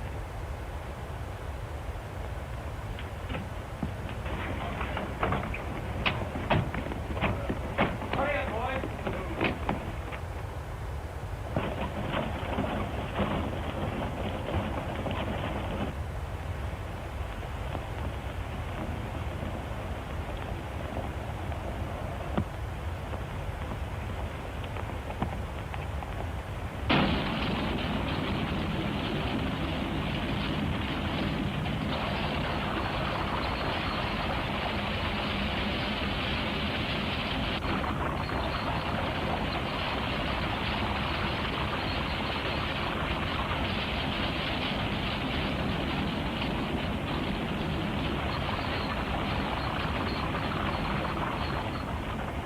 We're coming to the canyon rim.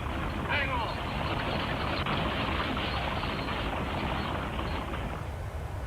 What about you, man? I never thought of a tiny milk. Here come Carson and the boys. Set on a bottle, friend. They'll be wanting it. Right. Yeah. Seen the sheriff yet? No, he's over to Red Rock. Be back tomorrow. Gentlemen. Hey, Judge. The Silverdollar welcome you. Have one on the house, boys. Well, how's the little lady feeling? Oh, here's Denver now. How's Mary Ellen, Denver? Well, Miss Gilroy finally got her laid down for a spell. Excited? She's mad. She wanted to start back to the mine on horseback. Worried about Bill, huh? Well, she's loco about it. Bill Holbrook? Yeah. Wow. Wait till his old man hears about that. Hi, Santa Fe. All right. Here's your bill of lading, Carson. All right, Santa Fe. Have a drink. Sure, I never refuse.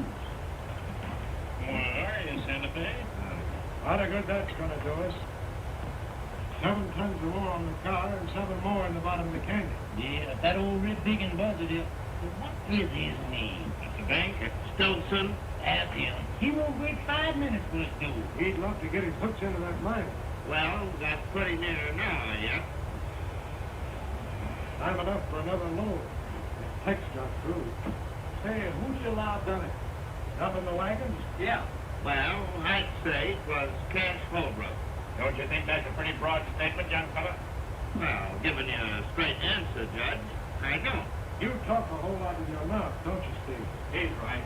Holbrook wouldn't stop at nothing when it comes to Jack Cameron.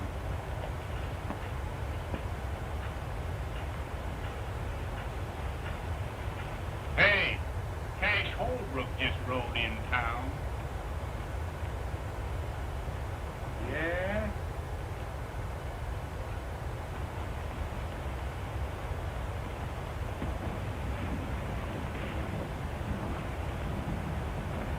What's that?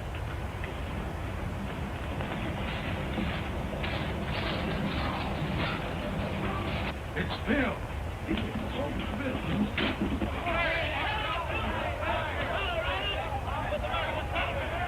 Give us a hand up here, Carson. What's the story? Right or not? I'll get over here. Hand him down here, Bill. Take it easy, boy. Did you get any of them? Don't know. I didn't wait to see. Good. Hey, is Mary Ellen all right? You bet. She's resting over Gilroy. Good. I'll get that partner, Bill. Okay, Buck. Did you see who they was? No, they tried to stampede us into the canyon. That's what they done to me.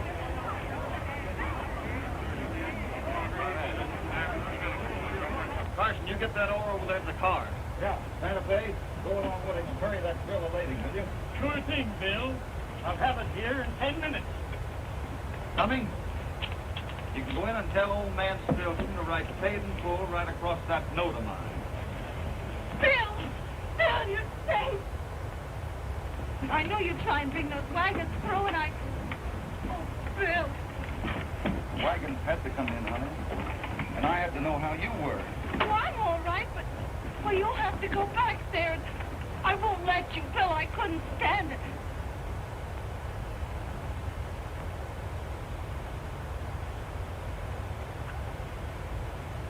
Honey?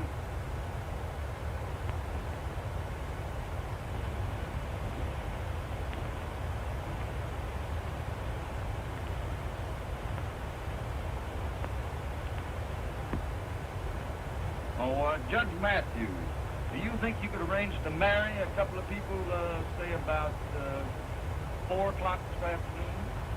If my suspicions is correct as to the parties involved, I should be most honored. Hey, Frosty, will you ride out to mine and get a hold of Jeff? Sure thing, Bill. Buck, how's the chances of the loan of a comb and brush? Huh? A comb and brush. I got a good curry comb over at the barn.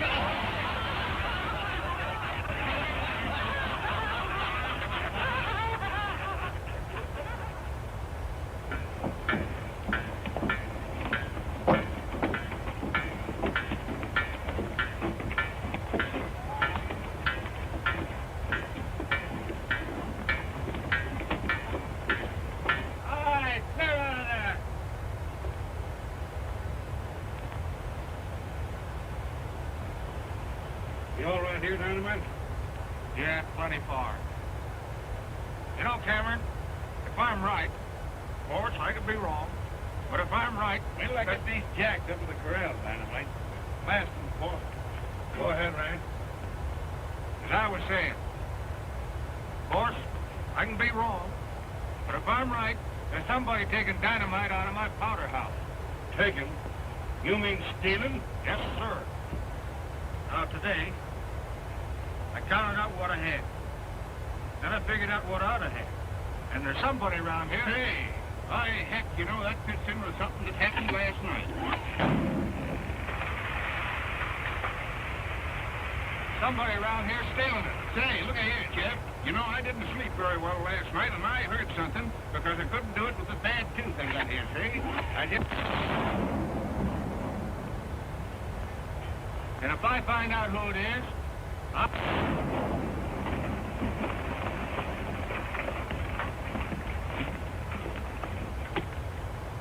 What's that? Somebody else shooting? There hadn't better be.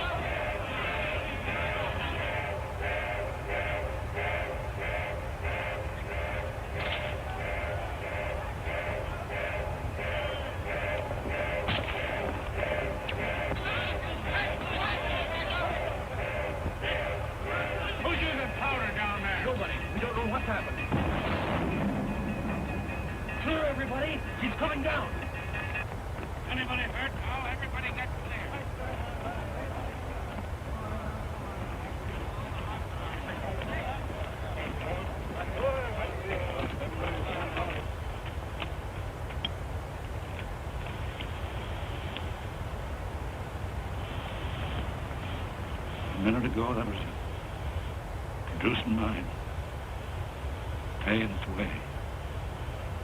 Now it's nothing.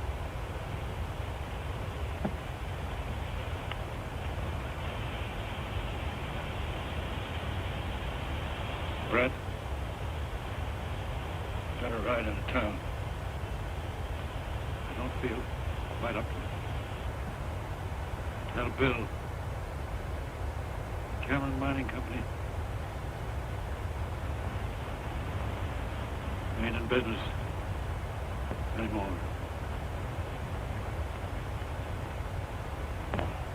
Well, Bill, it's like now. Let's put the old brand running on you. Oh, he ain't the first one we broke a harness. Maybe not the first, but sure enough the luckiest.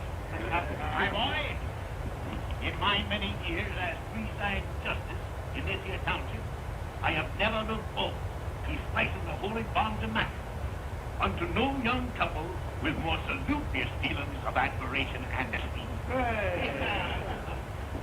To our illustrative fellow citizen, William Holden, and his charming bride-to-be. Thank you, Judge. Folks, that's your thing. Hold on, fellas.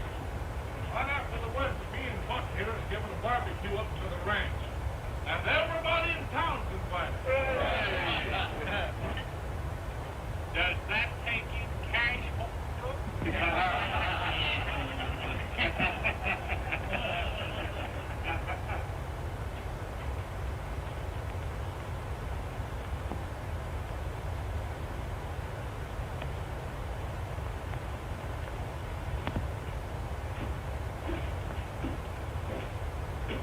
Hello, Ed. I'll keep quiet up here.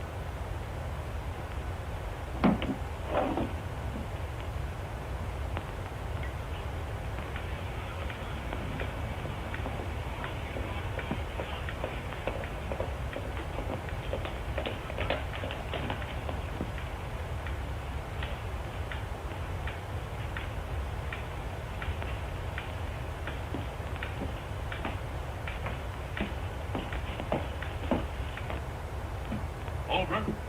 Jeff Cameron sent me in town to find you. What's wrong? Plenty. Been a slide at the mine. The mill's gone and both shafts are filled. There's nothing left. Anybody hurt? No, the first blast warned them. They was all out until that go. Blast? What do you mean? What happened? The men say it sounded like 4 explosions in number 2 drift. On the last one, half the mountain went. Well, I guess we're all through.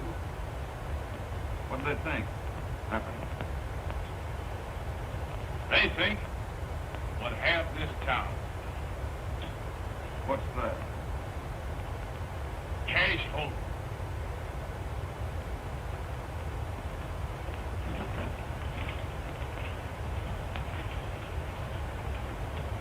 You know Cash Holden? No. Well, he and Jeff Cameron have been enemies for a good many years. He had a boy to raise.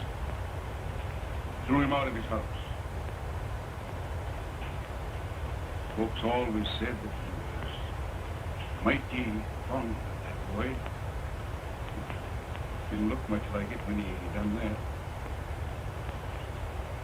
The boy and Jeff Cameron went partners. Since then, he's hated Cameron worse than ever. He's had more reason to be back of this than any man in the world. Do you think he done it? No.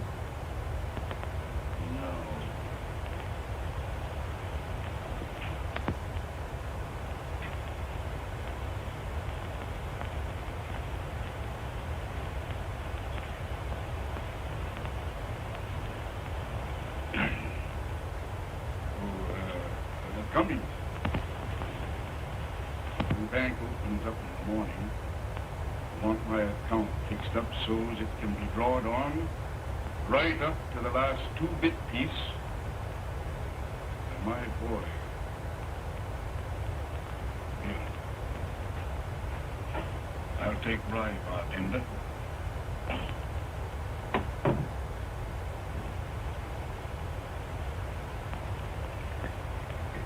Thanks, Cash. One thing more. Half my share in the mine belongs to you.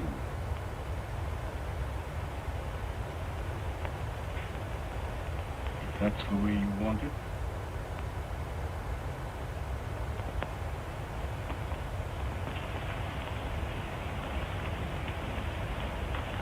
Can we step into your office a minute, Judge? Indeed.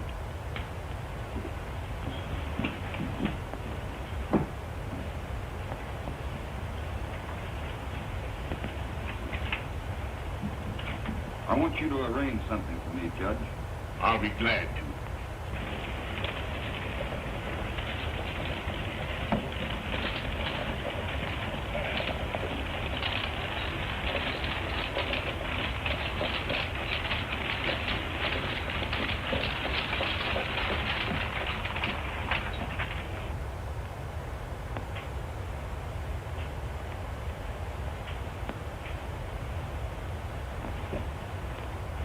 Cummings. Do you know what's happened? I'm part owner in Jeff Cameron's mine. That makes me part owner in the railroad. I heard on the way to the railroad right now. They're going to water at Jeff Cameron's wells tonight. What do you have? Small beer. Nothing. Small bear? Beer.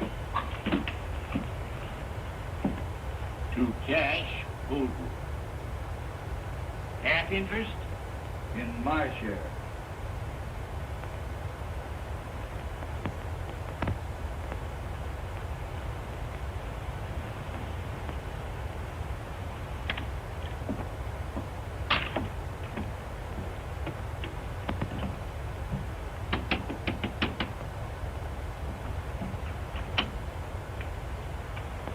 Jeff Cameron here? Yes? I work for him, ma'am.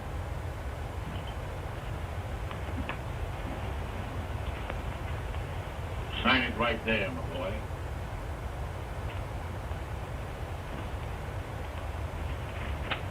Judge, I'd rather you give this to me.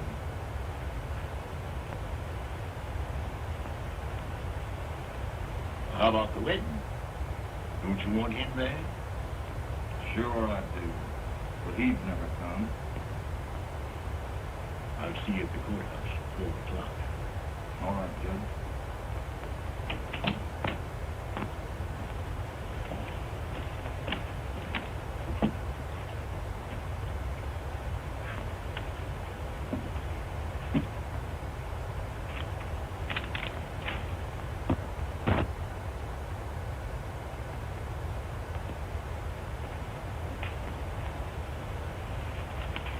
Judge, I'm going to water beef tonight at Cameron's well. Don't let nobody tell Bill.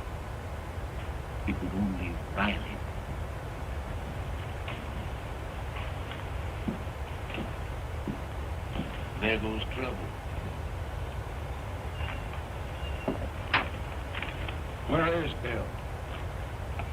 Wait out. I'll find him. Wait a minute.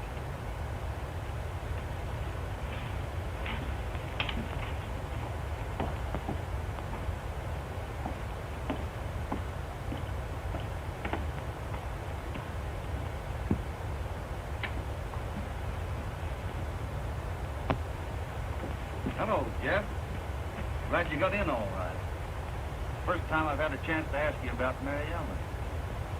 How's for your partner being your son-in-law? You ain't my partner. You ain't never gonna be nothing. To me. What do you mean by that, Jeff? One thing I hate to admit to is being mistook in my judgment of a man.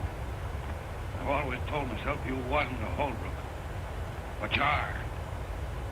The thing you just done proved it to me once and forever. The thing I just done? Sold me out to Cash Holbrook. But, Jeff, we were all through. Cash offered us help, and I took it. Of course I took it. Why not?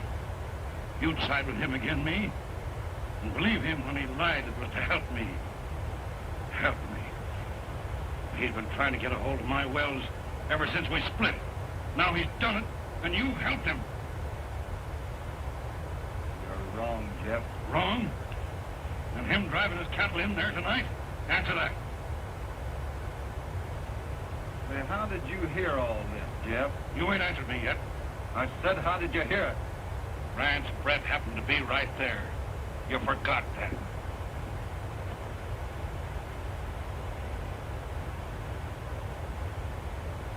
Mary Ellen, you don't believe that I did anything.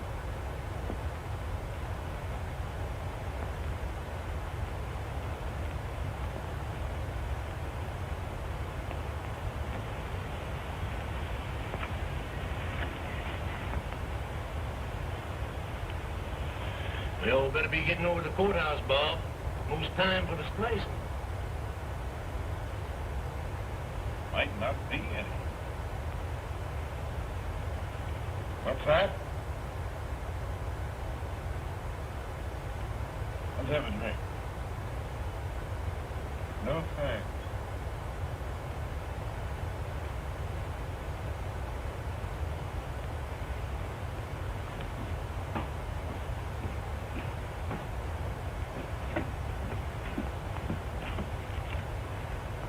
Say, what are you going to do, Jeff? Don't let Mary Ellen out of the house. Cash Holbrook ain't going to water no cattle at Cameron's wells tonight. No.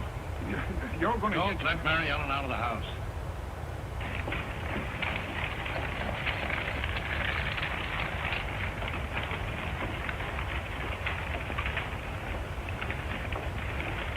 I just started out to find you, Bill. Yeah? This fella, Brett. What about it? He just said something that sounded sort of peculiar. What? Well, it wasn't so much what he said as the way he said it. Yeah? Been waiting, have you? We're going to water cattle at Jeff Cameron's wells tonight. Yeah? Mm-hmm. Well, I'll tell you what I just heard. Jeff's a-looking for you. Mm-hmm. Yeah, with a 44.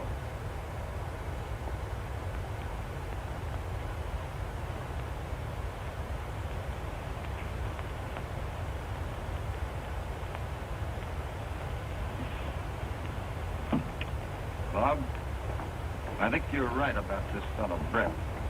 I know I am. Is Cash Holbrook in the bar? No, he left. Is Brett there? Yeah.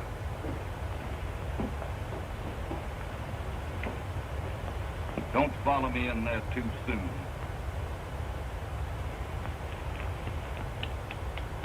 You wait here. He ain't leaving town just yet. Well, he was in the Silver Dollar a little while ago. Thanks. Now, Mary Ellen, don't you take on about something you ain't got nothing to do with. Open that gate. No, sirree, Bob. Jeff said just stay right here. Tonopah, you open that gate. No, sir. Hello, Jay. Hello, Jim. You looking for Jeff Cameron? Supposing I am. Well, he's headed for the Silver Dollar.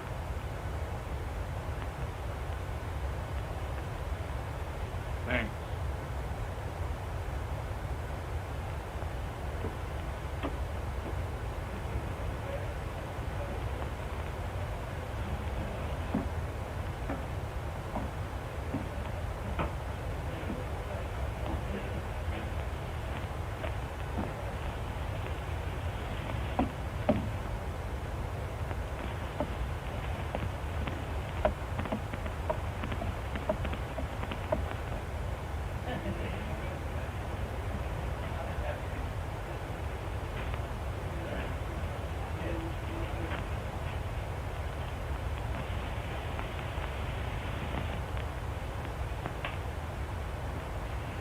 Brett, I've got something to settle with you.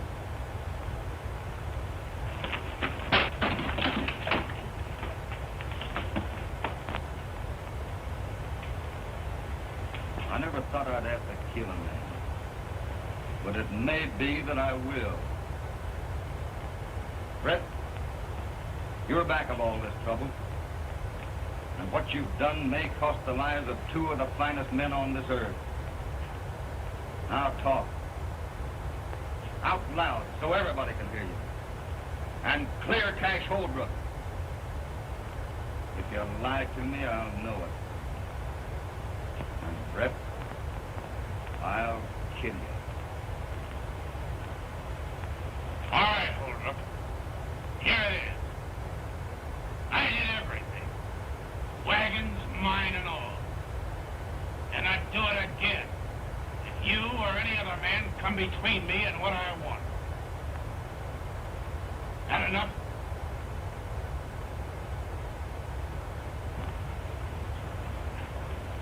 Everybody hear that? I think so.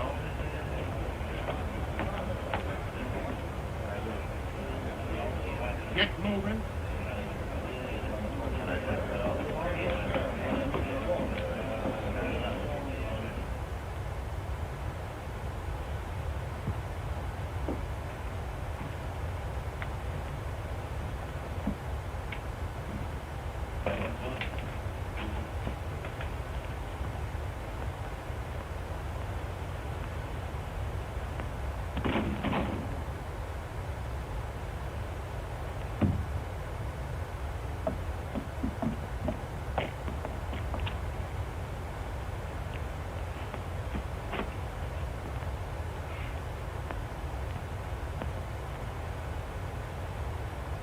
I don't know which one of you did that, but you're both bad shots. Give me a hand, little boy. Will you, Chip? You know I will, Cash.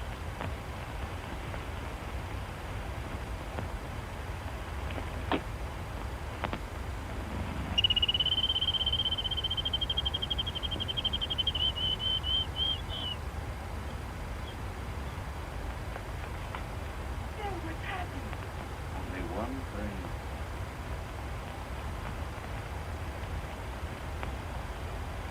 We're going to be a little bit late at the courthouse, honey.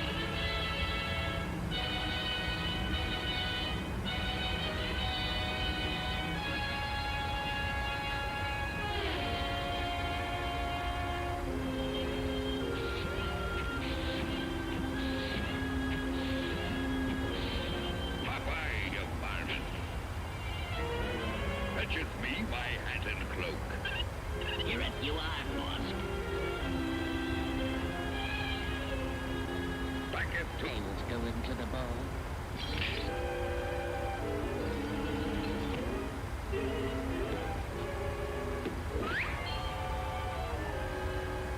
I'm your fairy godfather. Fetch us me a can of spinach, or you'll be late for the ball. The ball? Oh, boy.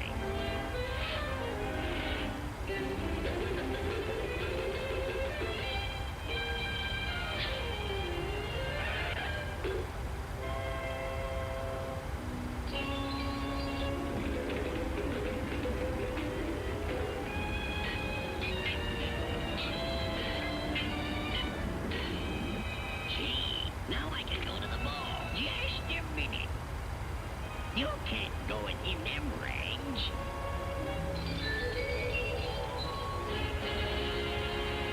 Wow. Toodaloo. And thanks. Remember, return in by midnight, or you'll change back to range again.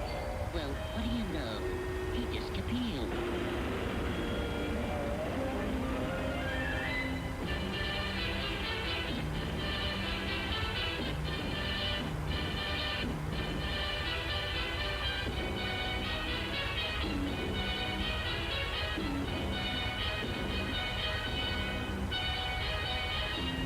Yay, Princess Olive!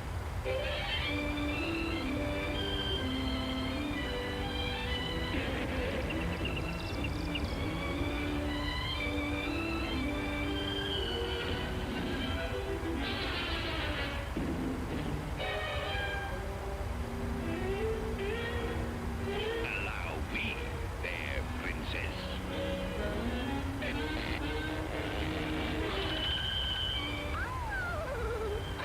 Thank you. Just trying it on for size, baby.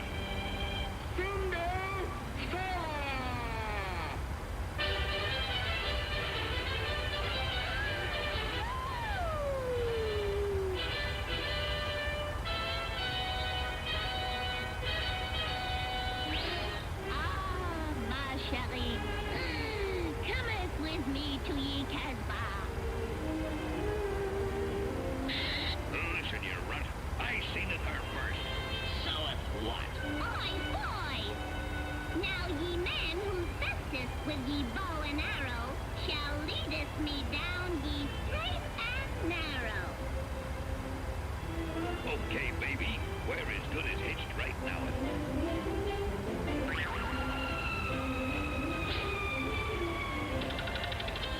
Me bullseye! Pretty good shot for an amateur. No, just watch get fisk.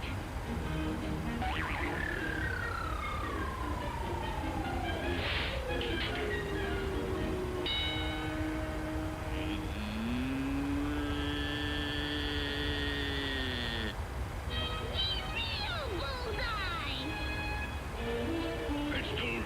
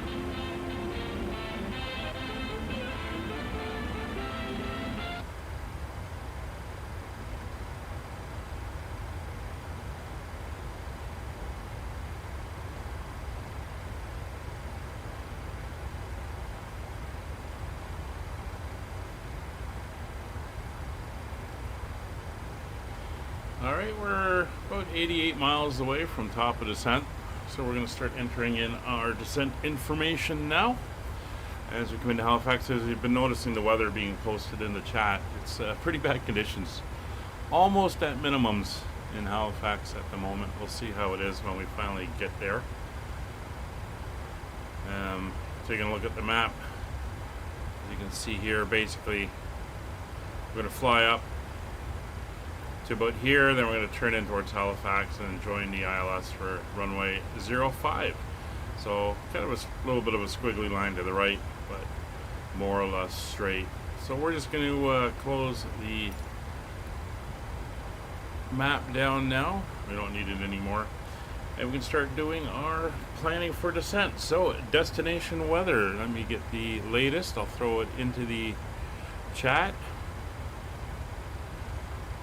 so everyone can see it. There we go. And we have the weather.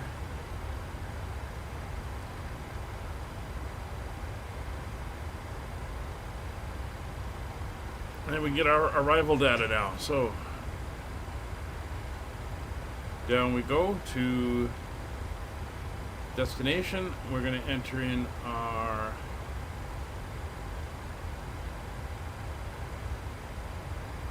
forecast information. So our ESA is deviation is 4 degrees, and QNH will be 1023, which is the conversion. Let me put the slash in there. There we go. We'll get our winds now off of the flight plan.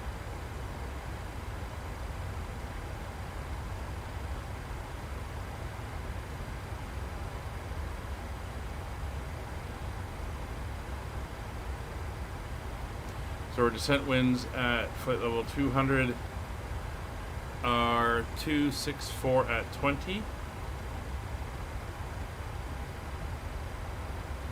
Our descent winds at flight level 150 are forecast to be 277 at 19. And our winds at flight level 100 are forecast to be 280 at 20. So that information is all in. Transition level is actually 18,000 feet. So that is set, and all that information is now in.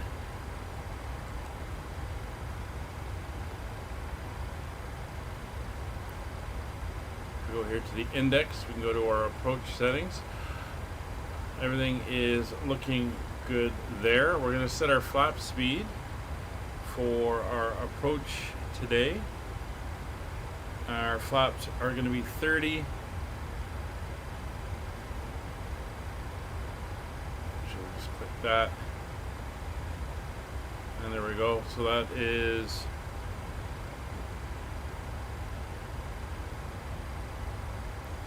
V approach plus 5 is roughly 129. So 130 is going to be our approach speed. And we are all set there as well.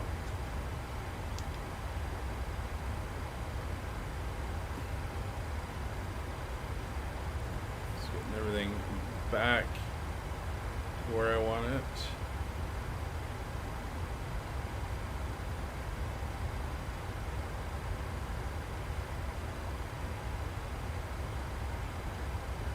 That'll be about there.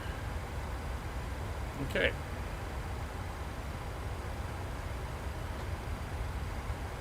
So I'm going to do some extra button clicks since my scroll wheel doesn't seem to want to cooperate today. Landing altitude, we entered it in previously at 500 feet. That is fine. Radios are set. We are still on Unicom on 122.8. So localizer data and course. Our frequency for the ILS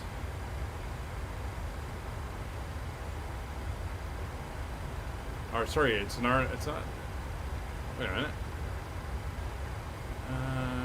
Change approach. It is not an ILS, it is the RNAV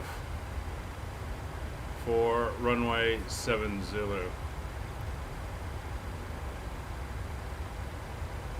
So we don't have to worry about that. We will put in the course of 05. Hey, Big Choco, how you doing? 053 on the course. But it is an RNAV approach, so we don't have to worry about the radios being tuned in for that. So 053, and we'll do it both sides. Missed approach is we climb to 3,000 feet, track 035 to Leros, and then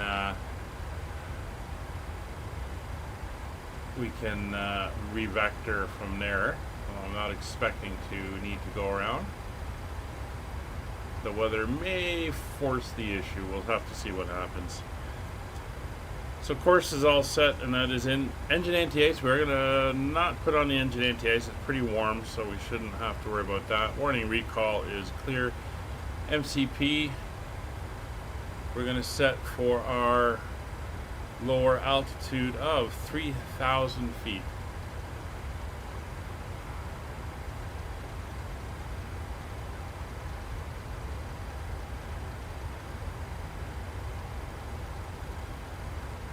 There's 3,000 feet is set.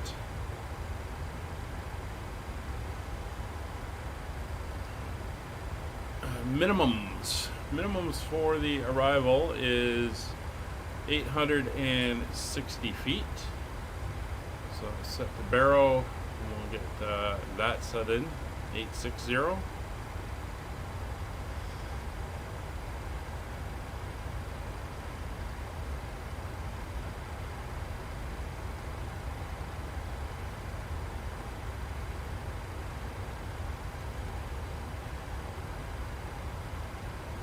Gives us 411 feet to play with, and it looked like the clouds were at 500, so it's going to be close. Again, approach and missed approach have been briefed. Auto brakes are going to be set to 1, and all our information is now entered in. Top of descent is coming up. It's about 29 miles away at this point. So looking at Halifax, there's no outbound flights at the moment, and 2 inbound, myself and Kevin, so it's pretty clear, and there's no other traffic in the area. There is a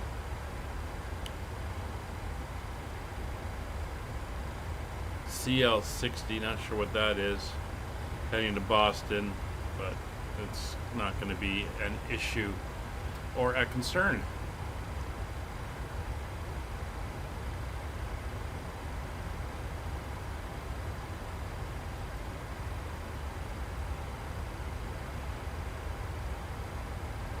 So we're heading to Alex, which is the entry point into the star. You can see we have our deceleration just before MoveOx. Should be a pretty straightforward in and out type of arrival.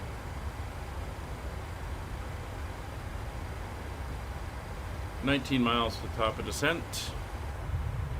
Sun's up, but it's definitely cloudy, and looks like it gets more intense when we get over the Bay of Fundy and over Nova Scotia proper.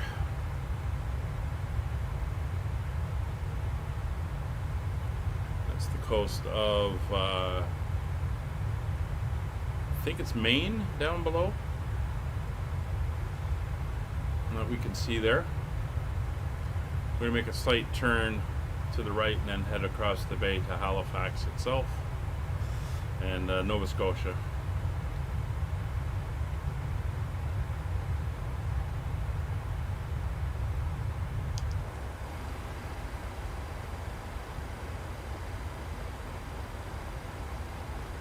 All right, 12 miles to go. 3,000 feet set in the altitude.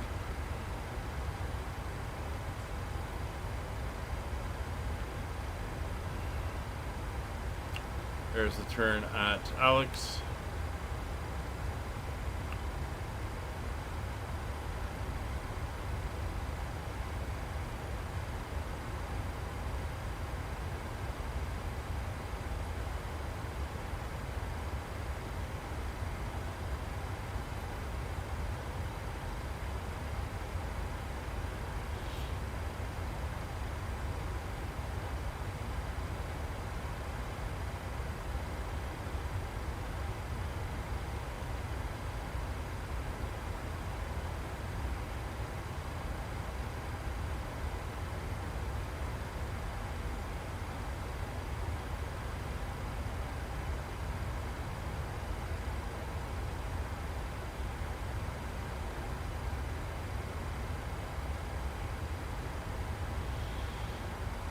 2 miles to top of descent.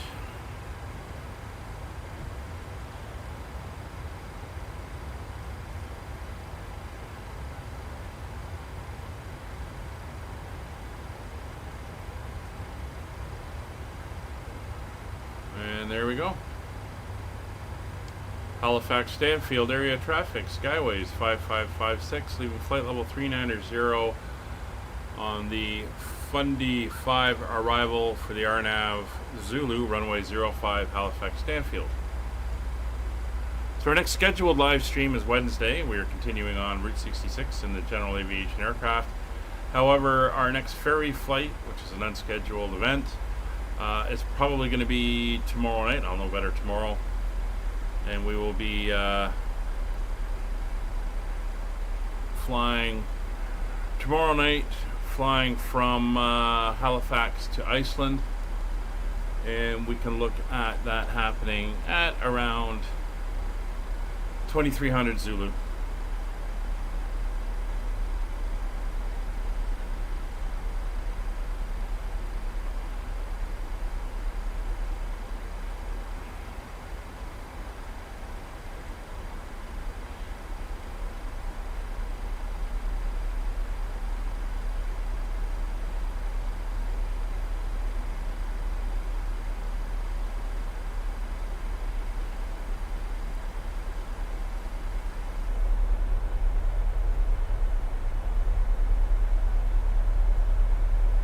Definitely a cloudy day out here on the coast, as you can see.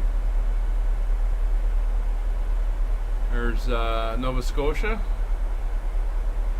coming into view there.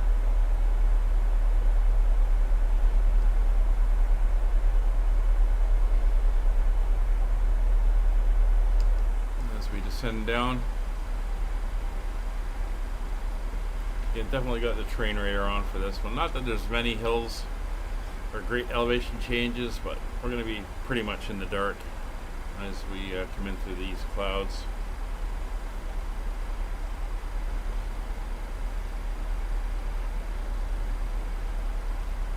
Fuel is looking good, 155, 156. Didn't have the center tanks running today, so they seem pretty balanced. And if I look at my fuel prediction on the flight plan, we should be landing with, where's my fuel?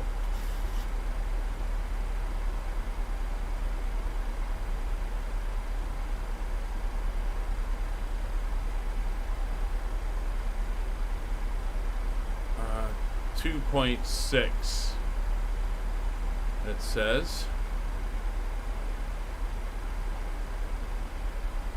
So we're pretty good. We just went through Alex. It said 3.1, and we're at 3.1 now. So fuel burn again is looking really, really good.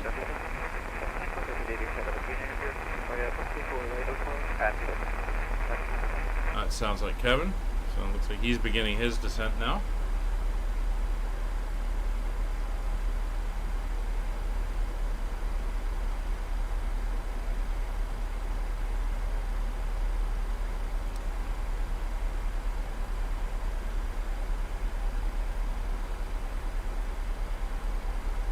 TCAS range up to 20 miles all around on the backside.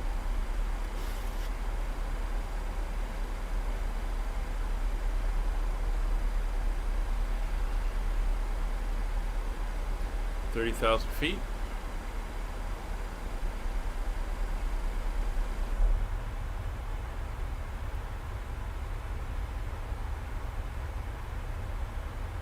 Definitely see what they're seeing in the weather with some of that large precipitation, very large convections embedded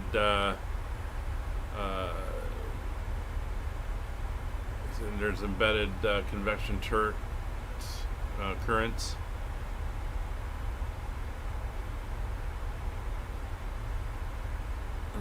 Light rain showers scattered at 800, broken at 1500, overcast at 3100. So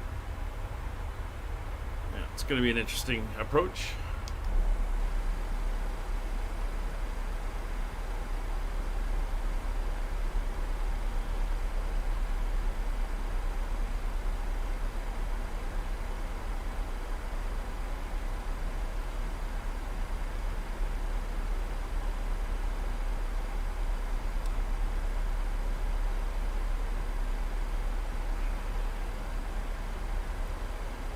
28,500.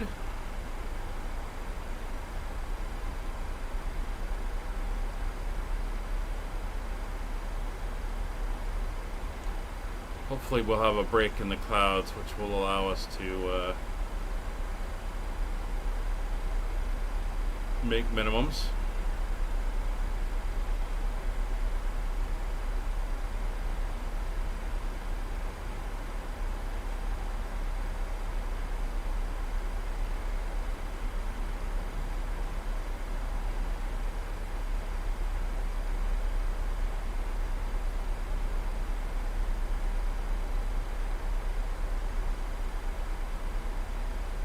Trying to download the PMDG Operations Center, but whenever I click download, nothing happens. Where are you trying to download it from? The PMDG website itself?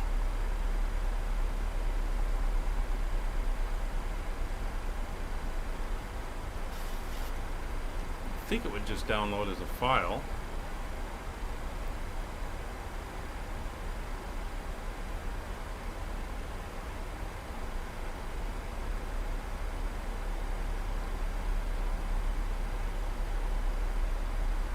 Not sure why it wouldn't be working.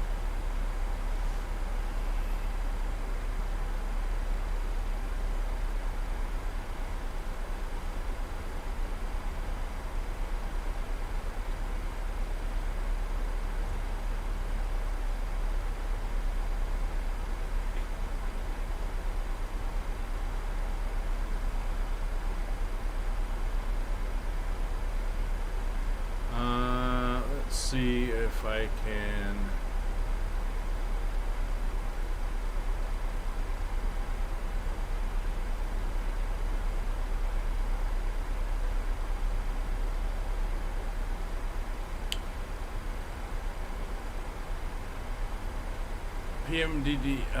PMDG Operations Center Updater.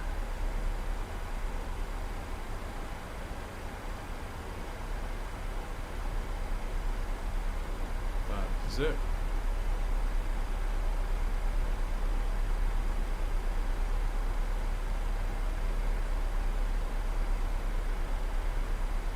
Interesting, it's not downloading for me either.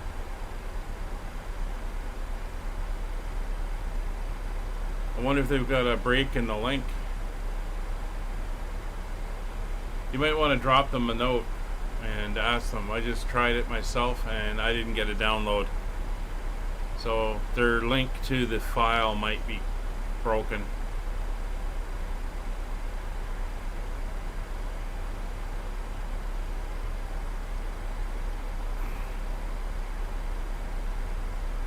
Alright, outside air temperature -3. Yeah, we'll put the anti-ice on as we hit the clouds until it's above 10 degrees. A little bit colder than I thought it was going to be up at altitude.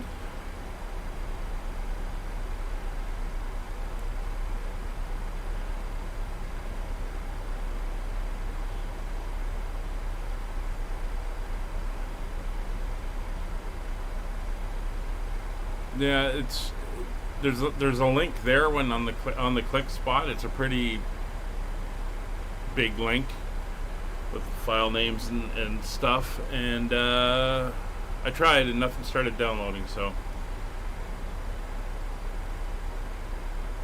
it's weird.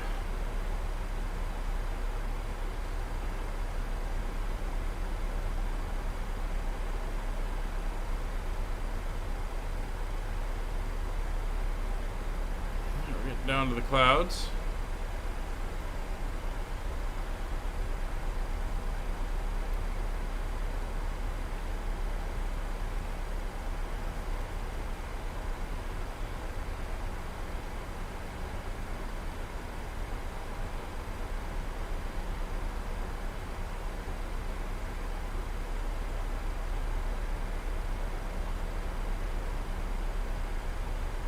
+1 degree.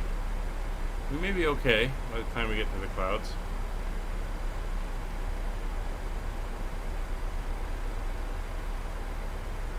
If it gets to above +5, I'm not going to bother turning it on.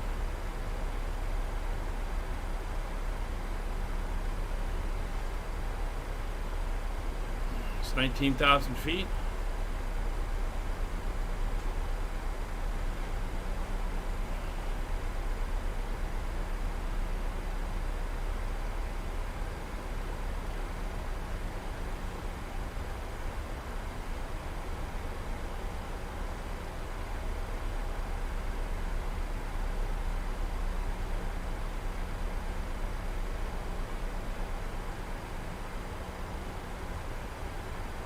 $18,000 feet and transition level. So our QNH we are going to set is 3020. So back over to inches and 3020.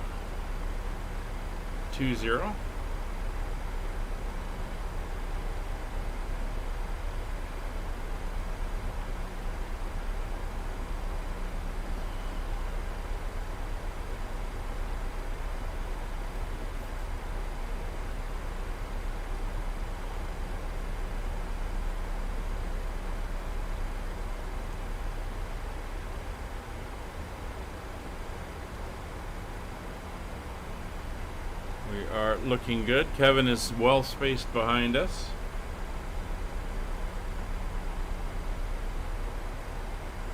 Temperature's 9 degrees. Yeah, anti-ice is not going to be required. We're not even in the clouds yet.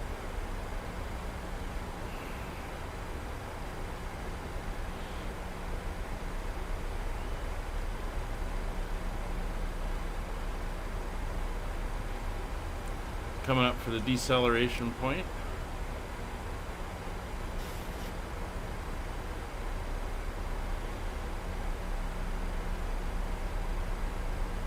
My scroll wheel button is working, just the scroll wheel itself isn't, so I'll try a reboot of the system and see if that fixes it. It was working last night.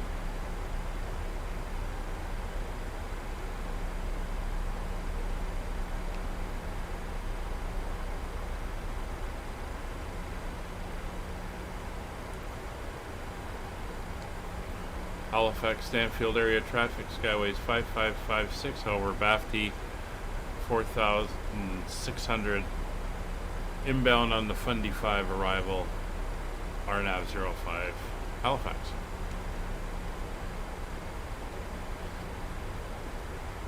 There's no other traffic in the area, but we'll make the call outs for positions anyway.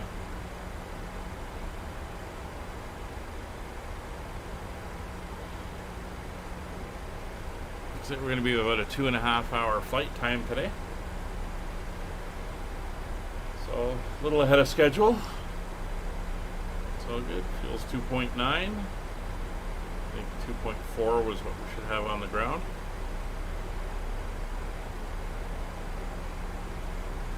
$13 degrees. I was saying light rain. Let's see if there's an update as we come in. There is. So winds are 10 or 010 at 7 knots, 12 miles visibility, light rain showers scattered at 800, broken 1200, overcast 3600, 18 degrees on the ground. Embedded convection clouds. So not much change, it's pretty much still the same. Slight variances.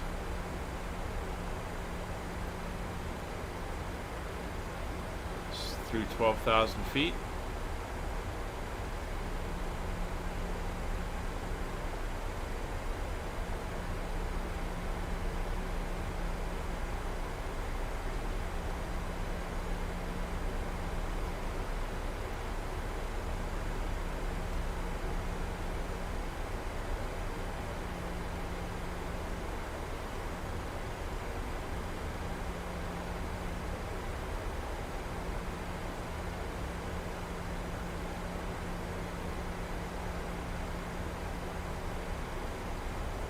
Through 11,000, should start decelerating for 250 knots.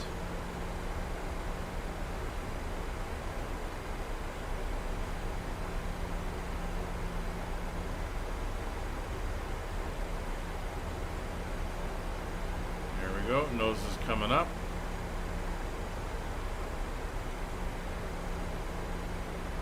We don't have to go far, we were almost there anyway. It's nicely done speed-wise.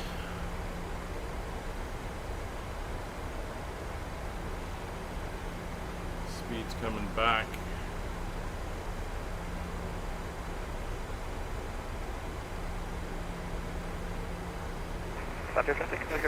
Over at Bastion, 4,900 foot. 10,000 feet, so cabin pressure is still depressurizing. Landing lights are on, runway turn-off lights are on. We'll do the ding in the back just to confirm. ATIS, we'll take it as confirmed. We've checked the weather. 05. Winds are 010. We're landing on 05, so it's going to be about a 35 to 40 knot our degree headwind from the right. Sorry, from the left. Now begin our approach stuff. So nav course and frequency. Nav is in, frequency not required. Start selector switches. We'll go to continuous. Speeds are within limits. Speed brake is now armed.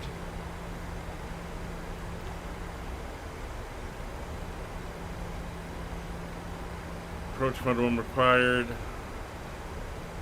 We're not there yet.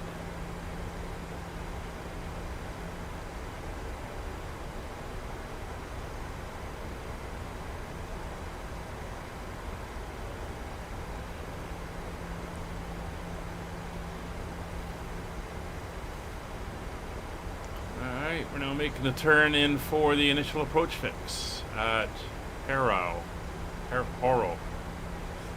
However they want to pronounce that. See the island below. Looks nice with the sunlight on it. At least the cloud tops aren't very high today. Not like those massive towering thunderstorms up to 40 or 50,000 feet.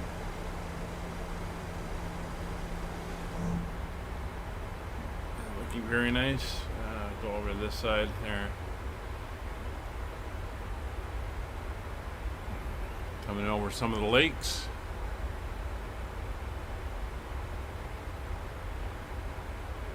Looks like we're about to go into the clouds.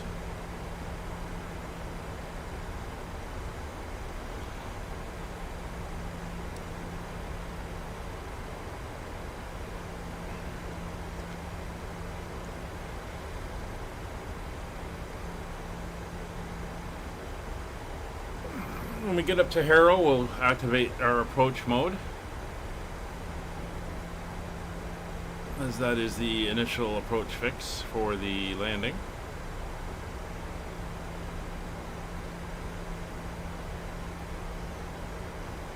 6,500 feet.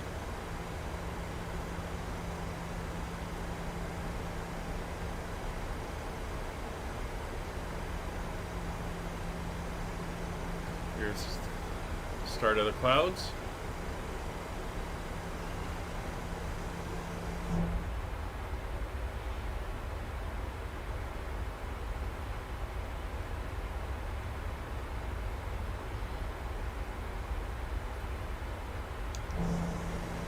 Looking very nice. Halifax, of course, one of the largest Canadian cities on the East Coast. It's also our deep water port for the Navy.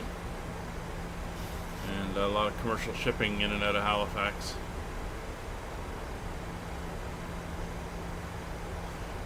And the airport's also, for a lot of traffic, it's the first point into Canada. Refueling point for some aircraft before they head out further south and into the U.S.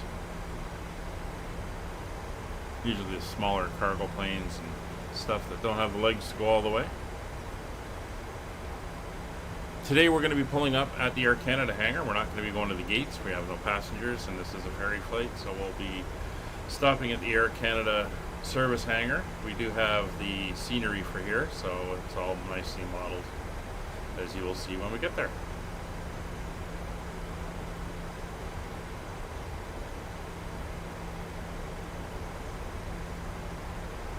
be leveling off because we got an above 4,000 at Harrow. And we're starting to level off now. Okay. So, approach mode is armed. We're on FAC and glide path.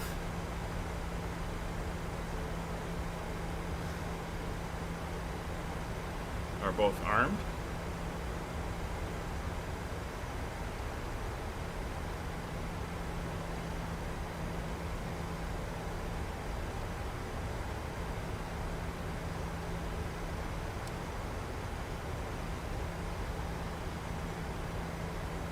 So I do have my lateral and vertical deviation indicators up.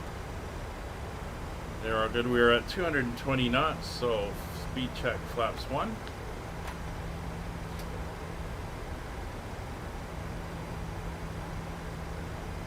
Speed down 173, speed check flaps 5.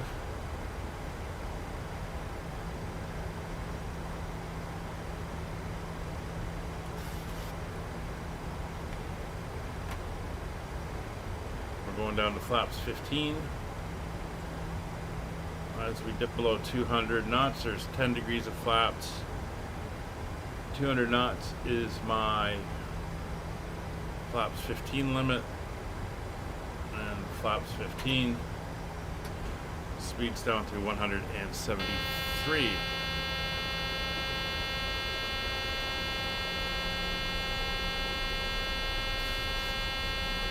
All miles out.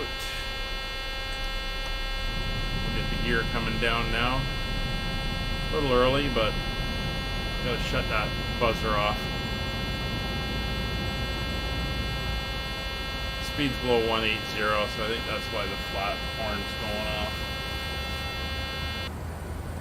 There we go, gears down. Glide path has been captured. Making our turn, so gear down.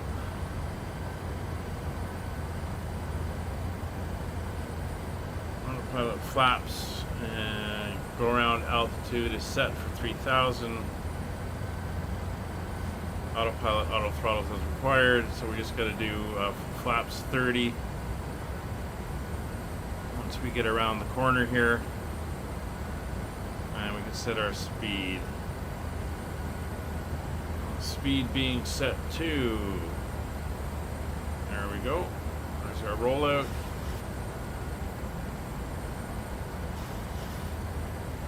We are 8 miles out. Halifax Stanfield area traffic, Skyways 5556 established on the RNAV Zulu 05, 8 miles Halifax.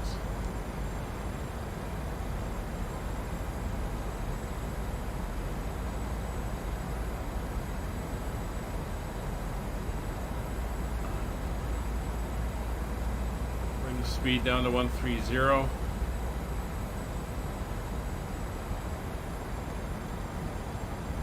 2,500. 2,500 feet. Speed reducing. There's 160 knots. Flaps 30. So landing flaps set. Gear down. 3 green. Lights are on. Speed brake armed. And cabin is notified. Not that there's anyone back there.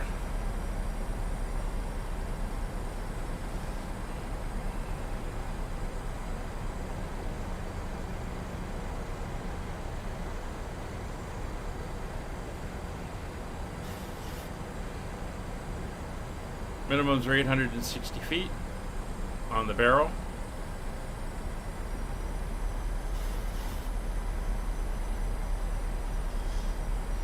No visual on the runway.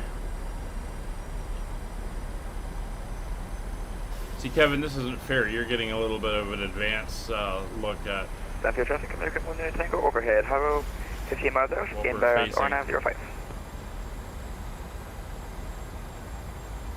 Well, it's always nice to get the advantage of knowing where the lights are going to pop out. You can see the forests south of the city. Yeah, I can start to make out some of the lights there. So we're not bad, 1,700 feet in and out of the bottoms of the clouds. So we should be good. Speed's on point. Vertical and lateral deviation is good. Terrain's starting to come in on the terrain radar.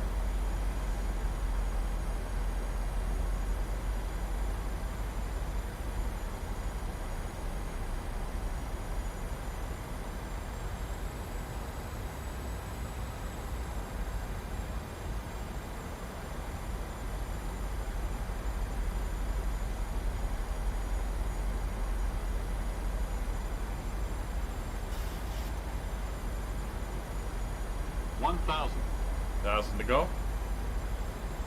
2 miles out.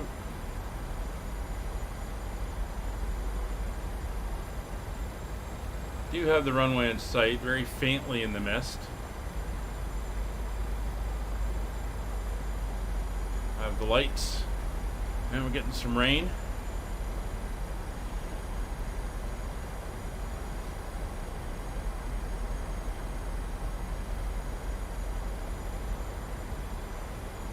Slight wind from the left. Approaching minimums.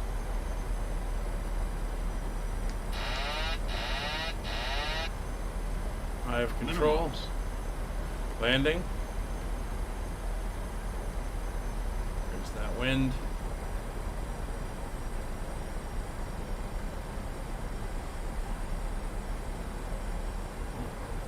No hesitations, please. 200. Throttles are disarmed. 100. Hesitations from the weather.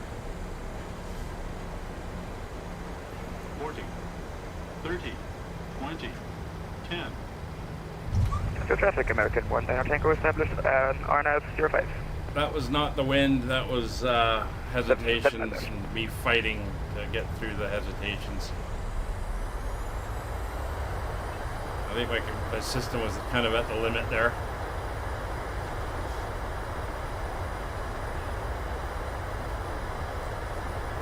Reverser's off. Brakes to manual.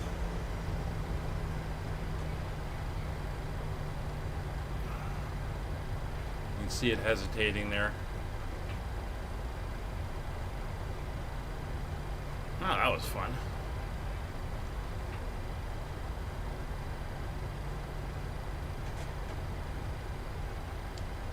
Halifax area traffic, Skyways 5556, clear 05 at Delta.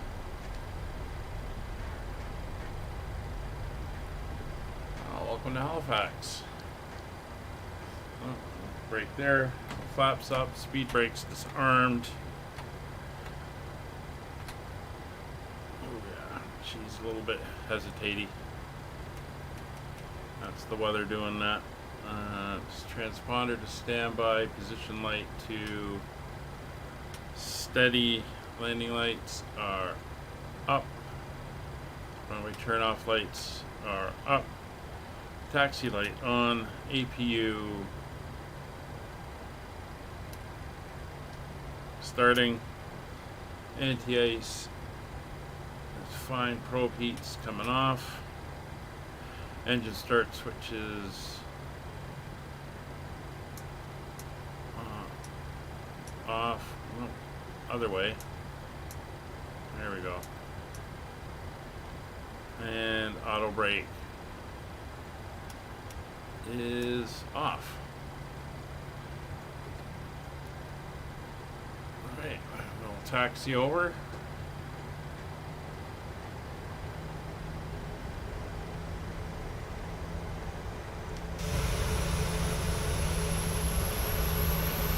See that hesitation there? That's my system is kind of bogging at the moment. Oh, rain over the end of the field there.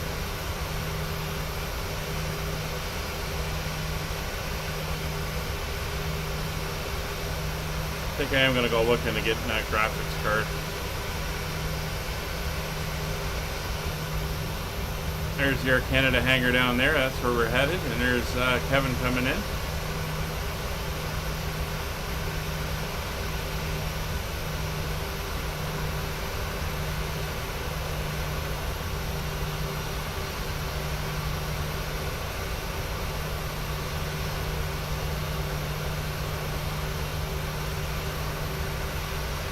Halifax area traffic, Skyways 5556, taxiing to the Air Canada Service Center via Alpha.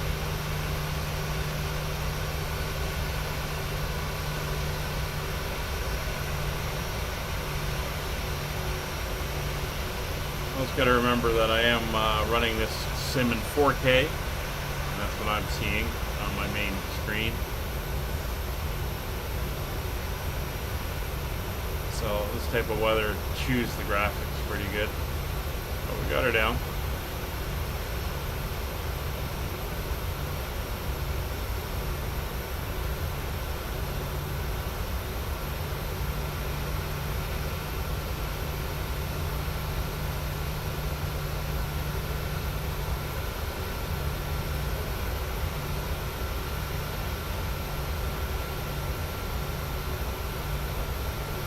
There he is.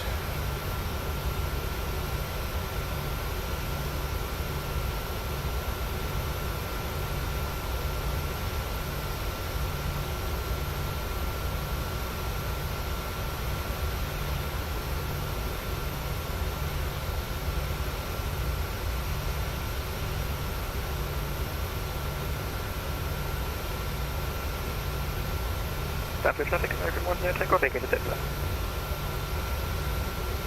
See the Air Canada jet down there at the hangar.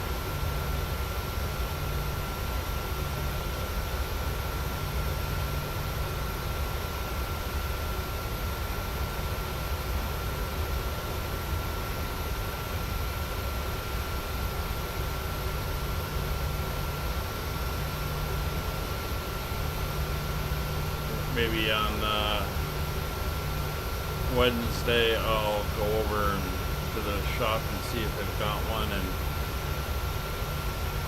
maybe look into that and the new power supply to be able to run it along with a new SSD drive. I think my plan will be to replace my boot drive. It's 1 terabyte SSD right now. I'm going to get a 4 terabyte just for space for the sim. I'll get them to clone everything onto it and then turn the one that's in there now into just a storage drive.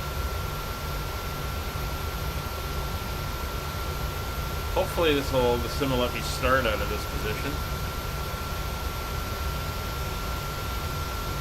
on the next flight.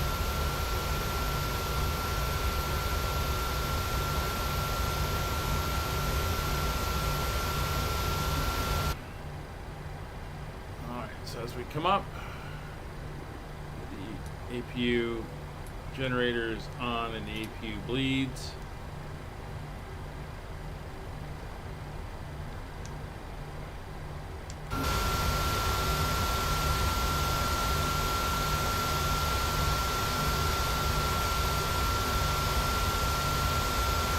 Definitely seeing the hesitations, but we'll get her in and parked up.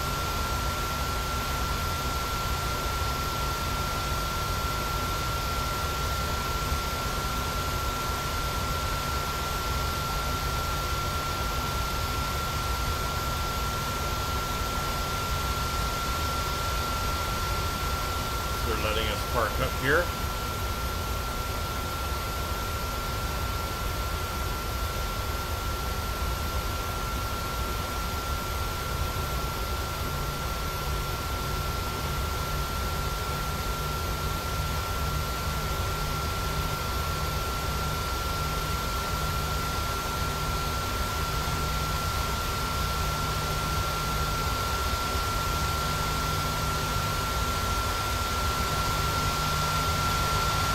What, are you coming in here too?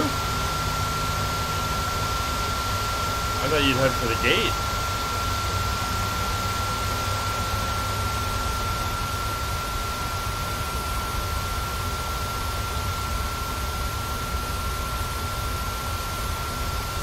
It is, but I'm usually okay with it. I think with it's trying to do these clouds, and the volumetric computations are just flooding it. All right. So let's see how much further forward I can go.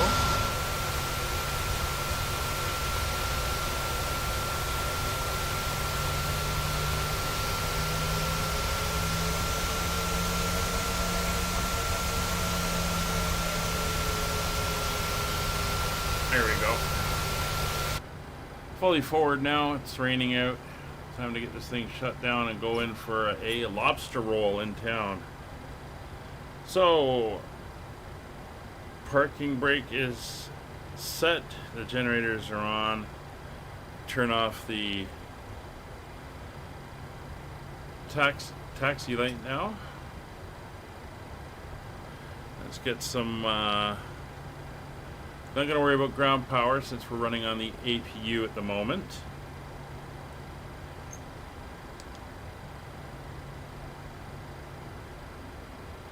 So we can shut the aircraft down. Come over here to our FS actions and our ground services, and when the engines are spooled down,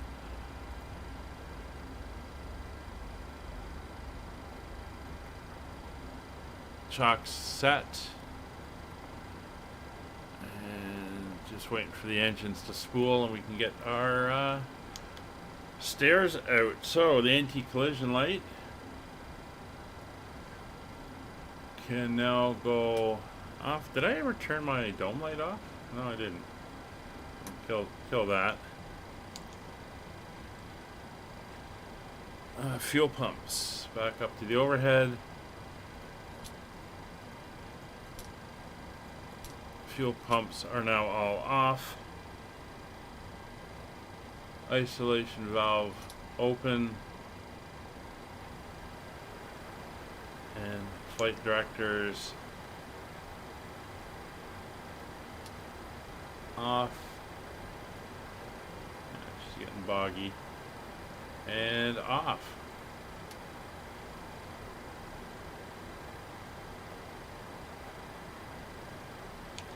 All right. Welcome to Halifax. Stairs are coming up.